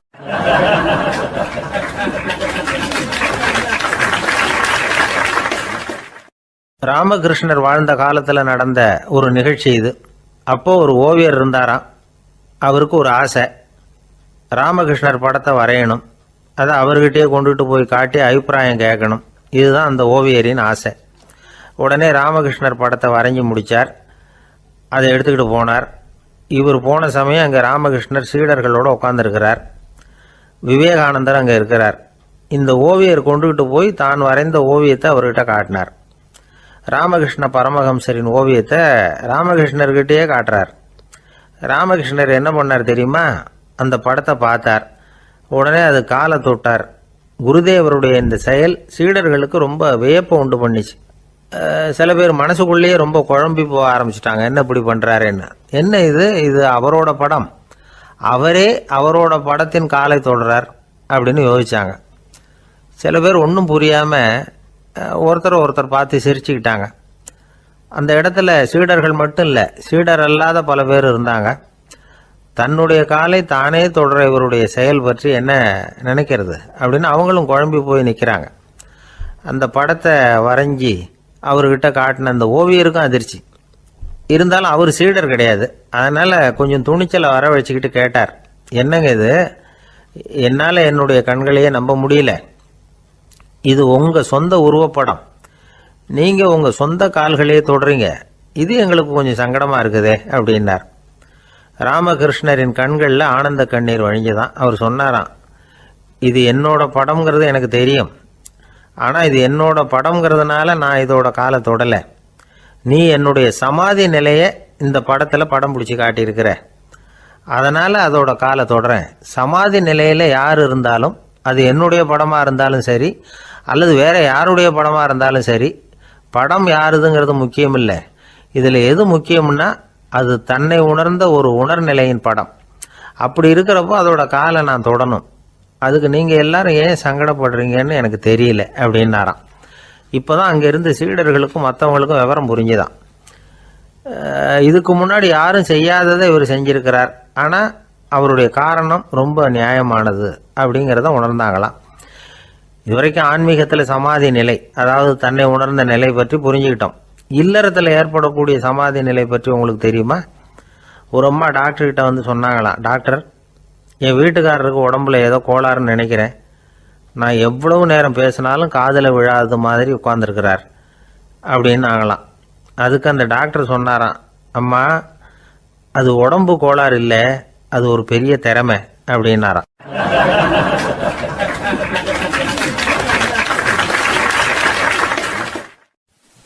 ஒரு ஏரி ஓரமாக 2 பசங்க நடந்து போயிட்டு இருக்கிறாங்க. அதில் ஒருத்தன் பணக்கார வீட்டு பையன், இன்னொருத்தன் ஏழை. இவங்க 2 பேரும் போயிட்டு இருக்கிறாங்க. வழியில் ஒரு இடத்துல ஒரு ஜோடி செருப்பு இவங்க கண்ணில் படுது.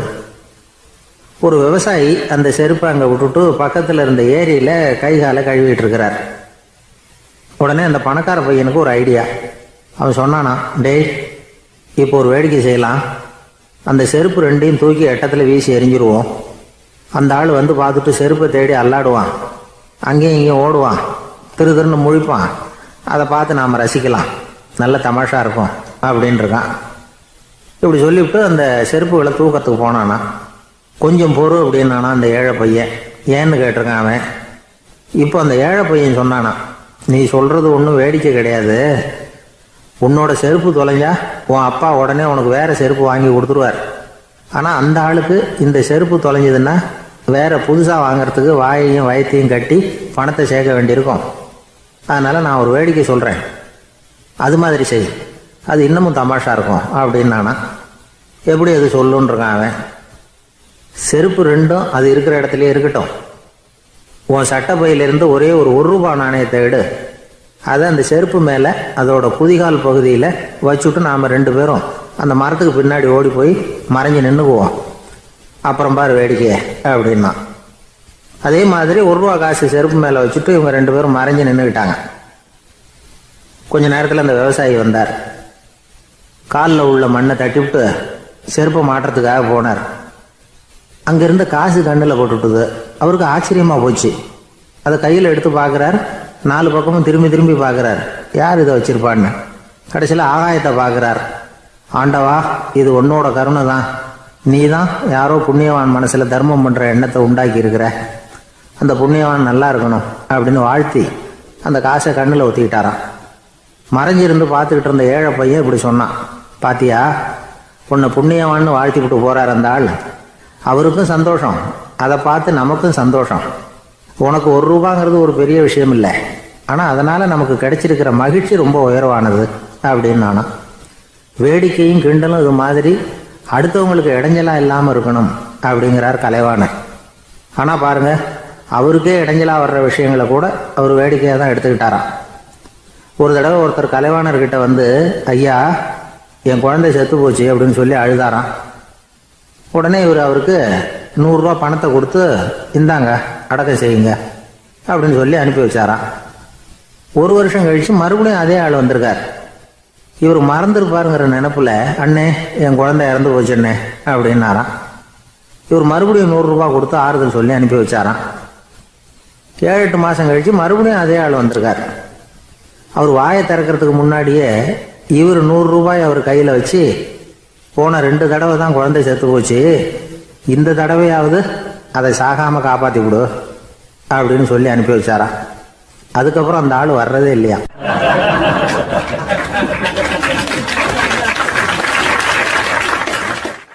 ஒரு ரயில் வேகமா போயிட்டு இருக்கு. அது ஒரு ரயில்வே ஸ்டேஷன்ல கொஞ்ச நேரம் நின்னுது. அப்போ அதுல ஒரு ஆள் ஏறினார்.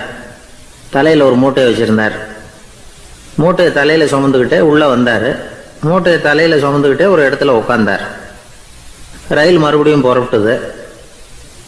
இவர் தன் தலையில இருந்த மூட்டையை கீழே இறக்கி வைக்கணும்ல, வைக்கல, சுமந்துக்கிட்டே வர்றார்.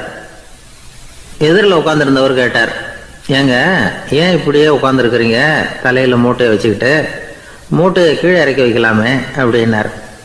வேணாங்க, பாவம், தலையில இருக்கிற மூட்டையை இறக்கி ரயிலில் வச்சா ரயிலுக்கு பாரம் அதிகமாக இருக்கும் அப்படின்னார் அவரு. இப்படி ஒரு ஆளை பார்த்தா நமக்கு சிரிப்பு தான் வரும். ஏன்னா ரயிலுங்கிறது அந்த மூட்டையையும் சேர்த்து சுமந்துக்கிட்டு தான் போகுது. அவன் அந்த மூட்டையை தலையில வச்சிருந்தாலும் ஒண்ணுதான், தரையில வச்சிருந்தாலும் ஒண்ணுதான். அதனால ரயிலுக்கு எந்த மாற்றமும் ஏற்பட போறதில்லை. அதே மாதிரி தான் நம்ம மனமும். இதுவும் ஒரு தேவையில்லாத சுமை, அனாவசியமா சுமந்துக்கிட்டு இருக்கிறோம். இதை கீழே இறக்கி வச்சுட்டா வாழ்க்கை பிரயாணம் சுகமா இருக்கும். ரயில் பிரயாணம் பண்ற அந்த ஆள் மூட்டையை சுமக்கிறான், வாழ்க்கை பிரயாணம் பண்ற நாம மனசை சுமக்கிறோம். இது ரெண்டுக்கும் எந்த வித்தியாசமும் இல்லை. மனசை கீழே இறக்கி வச்சுட்டா பாரம் இல்லாமல் வாழலாம், பறவைகள் மாதிரி பறக்கலாம், குழந்தைகள் மாதிரி கள்ளங்கபடம் இல்லாமல் வாழலாம். இந்த வெளி உலகத்தில் நாம நிலை பெற்று இருக்கணும், வேரூன்றி இருக்கணும். அதே சமயம் நம்முடைய உள் வெளியில ஆன்மீக வாழ்க்கையில பாரம் இல்லாமல் இருக்கணும். அப்போ பறக்கணும், நதியை போல ஓடணும், மிதக்கணும், பயணம் சுகமா இருக்கும், களைப்பு தெரியாது, கவலை தெரியாது. ஒரு சீடன் போதி தர்மரை நாடி வந்தான். குருவே, நீங்கள் என்ன வெறுமையாக இருக்க சொன்னீங்க, நான் இப்போ மறுபடியும் வெறுமையானவன் ஆகிட்டேன், அதனால இப்போ என்ன செய்ய சொல்றீங்க என்ன அப்படின்னு சொல்லி நின்னான். உடனே அந்த குரு பக்கத்தில் இருந்த ஒரு குச்சியை எடுத்து அவன் தலையில் அடிச்சு, போய் அந்த வெற்றுத்தன்மையையும் வீசி எறிந்து விட்டு வா அப்படின்னார். நான் இப்போ காலியா இருக்கிறேன்னு ஒருத்தன் சொல்றான்னு வச்சுங்க, அது உண்மை இல்லை. ஏன்னா இன்னமும் அதுல நான்கிற எண்ணம் இருக்குது. எந்த சிந்தனையும் இல்லாம இருக்கிறது கடினம்தான். ஆனாலும் மனிதன் அதுல உள்ள நுட்பத்தை புரிஞ்சுக்கிட்டான்னா இவ்வளவு தூரம் தூக்கி சுமந்துக்கிட்டு வந்த அந்த மனதின் முட்டாள்தனத்தை அவனே பார்த்துட்டு சிரிப்பான். இதுதான் பெரியவங்க சொல்லியிருக்கிற ஆலோசனை. நம்மால் ஒருத்தன் தலையில ஒரு பெரிய மூங்கில் கூடையோட ரயில்ல உட்கார்ந்தான். கூடை தலையில இருந்தது, கீழே இறக்கி வைக்கல. எதிரில் இருந்தவர் கேட்டார், ஏங்க எதுக்காக அதை அனாவசியமா சுமந்துக்கிட்டே இருக்கீங்க, கீழே இறக்கி வைங்களேன்னார். இல்லைங்க, நான் வீட்டை விட்டு புறப்படும் பொழுதே என் பையன் சொல்லிவிட்டான், கூடைய தலையை விட்டு இறக்கக்கூடாதுன்னு அப்படின்னார். அவன் சின்ன பையன், விவரம் இல்லாமல் சொல்லியிருப்பான். இப்போ என்ன நேரில் வந்தா பார்த்துக்கிட்டு இருக்கிறான், நீங்க இறக்கி வைங்கன்னார் அவர். அவன் நேரில் பார்த்துக்கிட்டு இல்லை, இருந்தாலும் நான் இந்த கூடையை கீழே இறக்கி வச்சா அது அவனுக்கு தெரிஞ்சிடும் அப்படின்னாரு இவர். அது எப்படின்னார் அவர். அவன் தனக்கு டிக்கெட் வாங்க வேணாம்னு சொல்லி இப்ப இந்த கூடைக்குள்ளதான் உட்கார்ந்துருக்கிறான் அப்படின்னார் இவர்.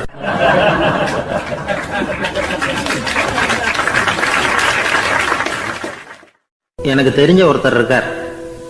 அவரு ஒரு பெரிய காவல்துறை அதிகாரி, ரொம்ப கண்டிப்பானவர்.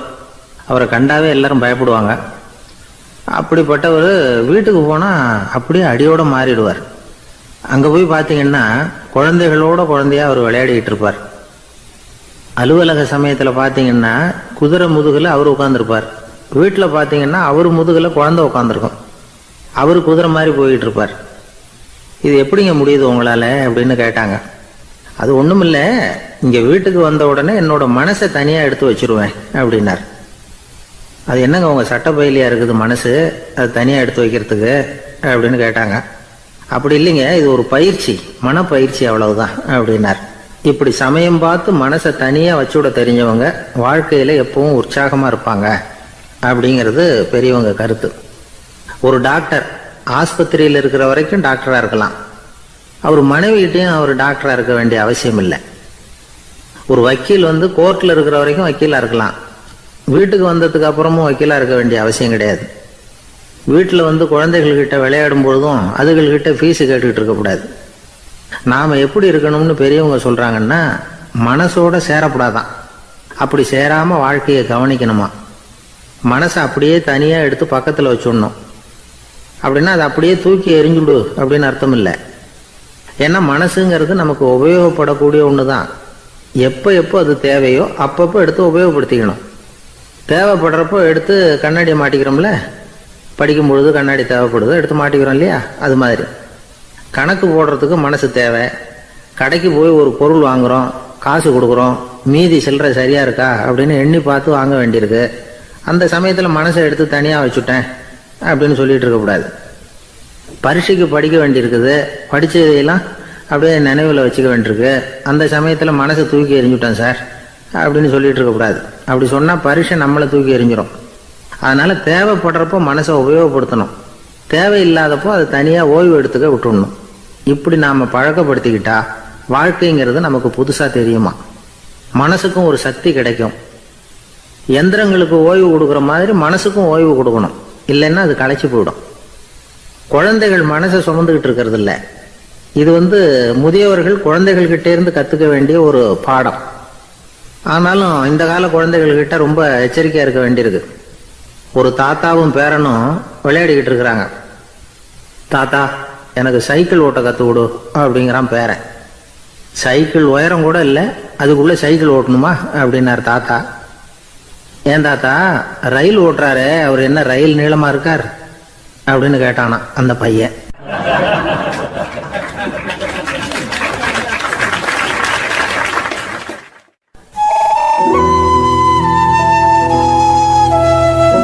இருக்கிறாங்க. அந்த வழியா போறவங்க வர்றவங்க எல்லாம் அந்த இடத்துல நின்று அது என்ன மண்டபம் அப்படின்னு விசாரிக்க ஆரம்பிச்சாங்க. அந்த அப்பாவும் பிள்ளையும் தான் வர்றவங்களுக்கெல்லாம் விவரம் சொல்லிட்டு இருக்கிறாங்க. அதாவது இந்த இடத்துல ஒரு பெரிய மகான் சமாதி ஆயிருக்கார், அவர் சமாதியான இடத்துல இந்த நினைவு மண்டபத்தை கட்டியிருக்கிறோம் அப்படின்னாங்க. ஊர் பூரா இந்த செய்தி பரவிச்சு. நிறைய பேர் அந்த இடத்தை தேடி வர ஆரம்பிச்சாங்க. இங்கே கொஞ்சம் நேரம் உட்காந்துட்டு போனால் மனசுக்கு ஒரு நிம்மதி கிடைக்குது அப்படின்னாங்க. அங்கே இருந்த உண்டியலில் நிறைய காசு போட்டுட்டு போகிறாங்க. பணம் கிடுகிடுன்னு நிறைய சேர ஆரம்பிச்சுட்டுது. பணம் நிறைய சேர்ந்த உடனே அந்த அப்பாவுக்கும் பிள்ளைக்கும் தகராறு வந்துட்டுது. பணம் சேர்ந்தாலே சொத்து தகராறு வரத்தானே செய்யும், அது மாதிரி வந்துட்டுது. பையன் அடிக்கடி நிறைய பணம் கேட்க ஆரம்பித்தான். அப்பா பார்த்தார், யோசனை பண்ணார், ஒரு முடிவுக்கு வந்தார். ஒரு நாள் பையனை கூப்பிட்டார். இதை பாருப்பா, நமக்குள்ள தகராறு வேணாம். அப்பாவும் பிள்ளையும் இப்படி சண்டை போட்டுக்கிட்டா பார்க்குறவங்க தப்பாக நினைப்பாங்க. அதனால நமக்குள்ள சமரசமாக இதை தீர்த்துக்குவோம், என்ன சொல்கிற அப்படின்னார் அப்பா. சரி நான் பையன். உடனே அந்த அப்பா என்ன பண்ணார் தெரியுமா, மகன்கிட்ட கொஞ்சம் பணத்தை கொடுத்தார், தன்கிட்ட இருந்த ஒரு கழுதையையும் கொடுத்தார். இதை வச்சு நீ பொழைச்சிக்கோ அப்படின்னு சொல்லி அனுப்பி வச்சுட்டார். மகன் அந்த கழுதையை இழுத்துக்கிட்டு அடுத்த ஊருக்கு போனான். வழியிலேயே அந்த கழுதை செத்து போச்சு. உடனே என்ன பண்ணலாம்னு யோசனை பண்ணான். ஒரு ஐடியா வந்தது. அந்த கழுதையை ஒரு சாலை ஓரமாக புதைச்சான். கையில் இருந்த பணத்தை வச்சு அந்த இடத்துல ஒரு கல் மண்டபம் கட்டினான். அந்த வழியாக 2 பேர் வந்தாங்க. இது என்ன மண்டபம்னு விசாரிச்சாங்க. இந்த இடத்துல ஒரு பெரிய மகான் சமாதி ஆயிருக்கிறார் அப்படின்னா. இந்த செய்தி ஊர் பூரா பரவ ஆரம்பிச்சுட்டுது. நிறைய பேர் வந்து போக ஆரம்பிச்சாங்க. இங்கே வந்தால் மனசுக்கு ஒரு பெரிய நிம்மதி கிடைக்குது அப்படின்னு வேற சொல்ல ஆரம்பிச்சாங்க. வர வர கூட்டம் அதிகமாக வர ஆரம்பிச்சுட்டுது. உண்டியலில் பணம் நிறைய சேர்ந்துட்டுது. நகையெல்லாம் கூட கழட்டி காணிக்கையாக போட ஆரம்பிச்சுட்டாங்க. அப்பாவை விட மகன் பெரிய ஆளாயிட்டான். இதை கேள்விப்பட்டார் அப்பா. பையனை பார்த்துட்டு வரலாம்னு ஒரு நாள் புறப்பட்டு வந்தார். பையன் ஓஹோன்னு இருக்கிறான். பங்களா, காரு எல்லாம் வந்துட்டுது. எப்படிடா இந்த அளவுக்கு ஆனே அப்படின்னு விசாரிச்சார். அப்பா, எல்லாம் உங்கள் ஆசீர்வாதம் தான். நீங்கள் கொடுத்த மூலதனத்தை வச்சு தான் இவ்வளவும் சம்பாதிச்சேன் அப்படின்னு நான் பையன். அது எப்படிறான்னு விசாரிச்சார். அப்பா, நீங்கள் ஒரு கழுதை குட்டியும் கொஞ்சம் பணமும் என்கிட்ட கொடுத்து அனுப்பி வச்சிங்க. அதை எடுத்துக்கிட்டு வந்தேன். வர்ற வழியில் அந்த கழுதை செத்து போச்சு. உடனே யோசனை பண்ணேன், அந்த கழுதையை இந்த இடத்துல புதைச்சேன். கையில் இருந்த பணத்தை வச்சு மண்டபம் கட்டினேன். மகான் ஒருத்தர் சமாதி ஆயிருக்கார் அப்படின்னு வதந்தியை கிளப்பி விட்டேன். ஜனங்கள்லாம் ஏமாந்து போய் காசை கொண்டாந்து போட ஆரம்பிச்சிட்டாங்க. நான் பொழைச்சிக்கிட்டு இருக்கிறேன் அப்படின்னா, இப்போதான்டா நீ என் புள்ள அப்படின்னு சொல்லி சந்தோஷப்பட்டாரான் அந்த அப்பா. ஏன் அப்படி சொல்றீங்கன்னு கேட்டிருக்கான் பையன். கழுதை குட்டியை புதைச்சி மண்டபம் கட்டியிருக்கிற நீ, ஏற்கனவே நம்ம ஊரில் நாம கட்டியிருக்கிறோமே மண்டபம், அது இந்த கழுதையோட அம்மாவை புதைச்ச இடம். மகான் சமாதி ஆயிருக்காருன்னு நானும் சும்மா கப்ஸா தான் விட்டுக்கிட்டு இருக்கேன் அப்படின்னாரான் அப்பா. முட்டாள் ஜனங்களை நினைச்சு அந்த 2 பேரும் சத்தம் போட்டு சிரிச்சாங்களாம்.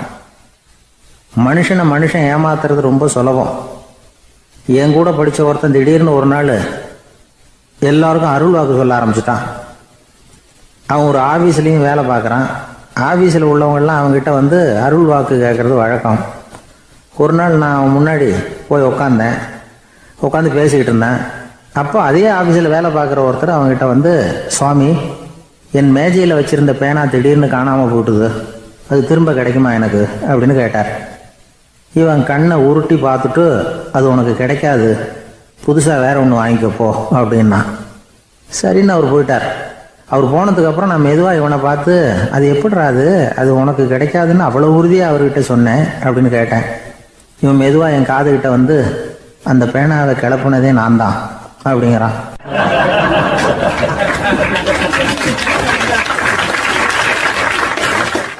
நாட்டில் நல்லவங்க ஒருத்தர் 2 பேர் இருக்கிறதுனால தாங்க மழையே பெய்யுது அப்படின்னு சொல்கிறது உண்டு. நல்லார் ஒருவர் உளரேல் அவர் பொருட்டு எல்லாருக்கும் பெய்யும் மழை. சில சமயம் ரொம்ப பேர் திடீர்னு நல்லவங்களா ஆகிடுவாங்க போல இருக்கு.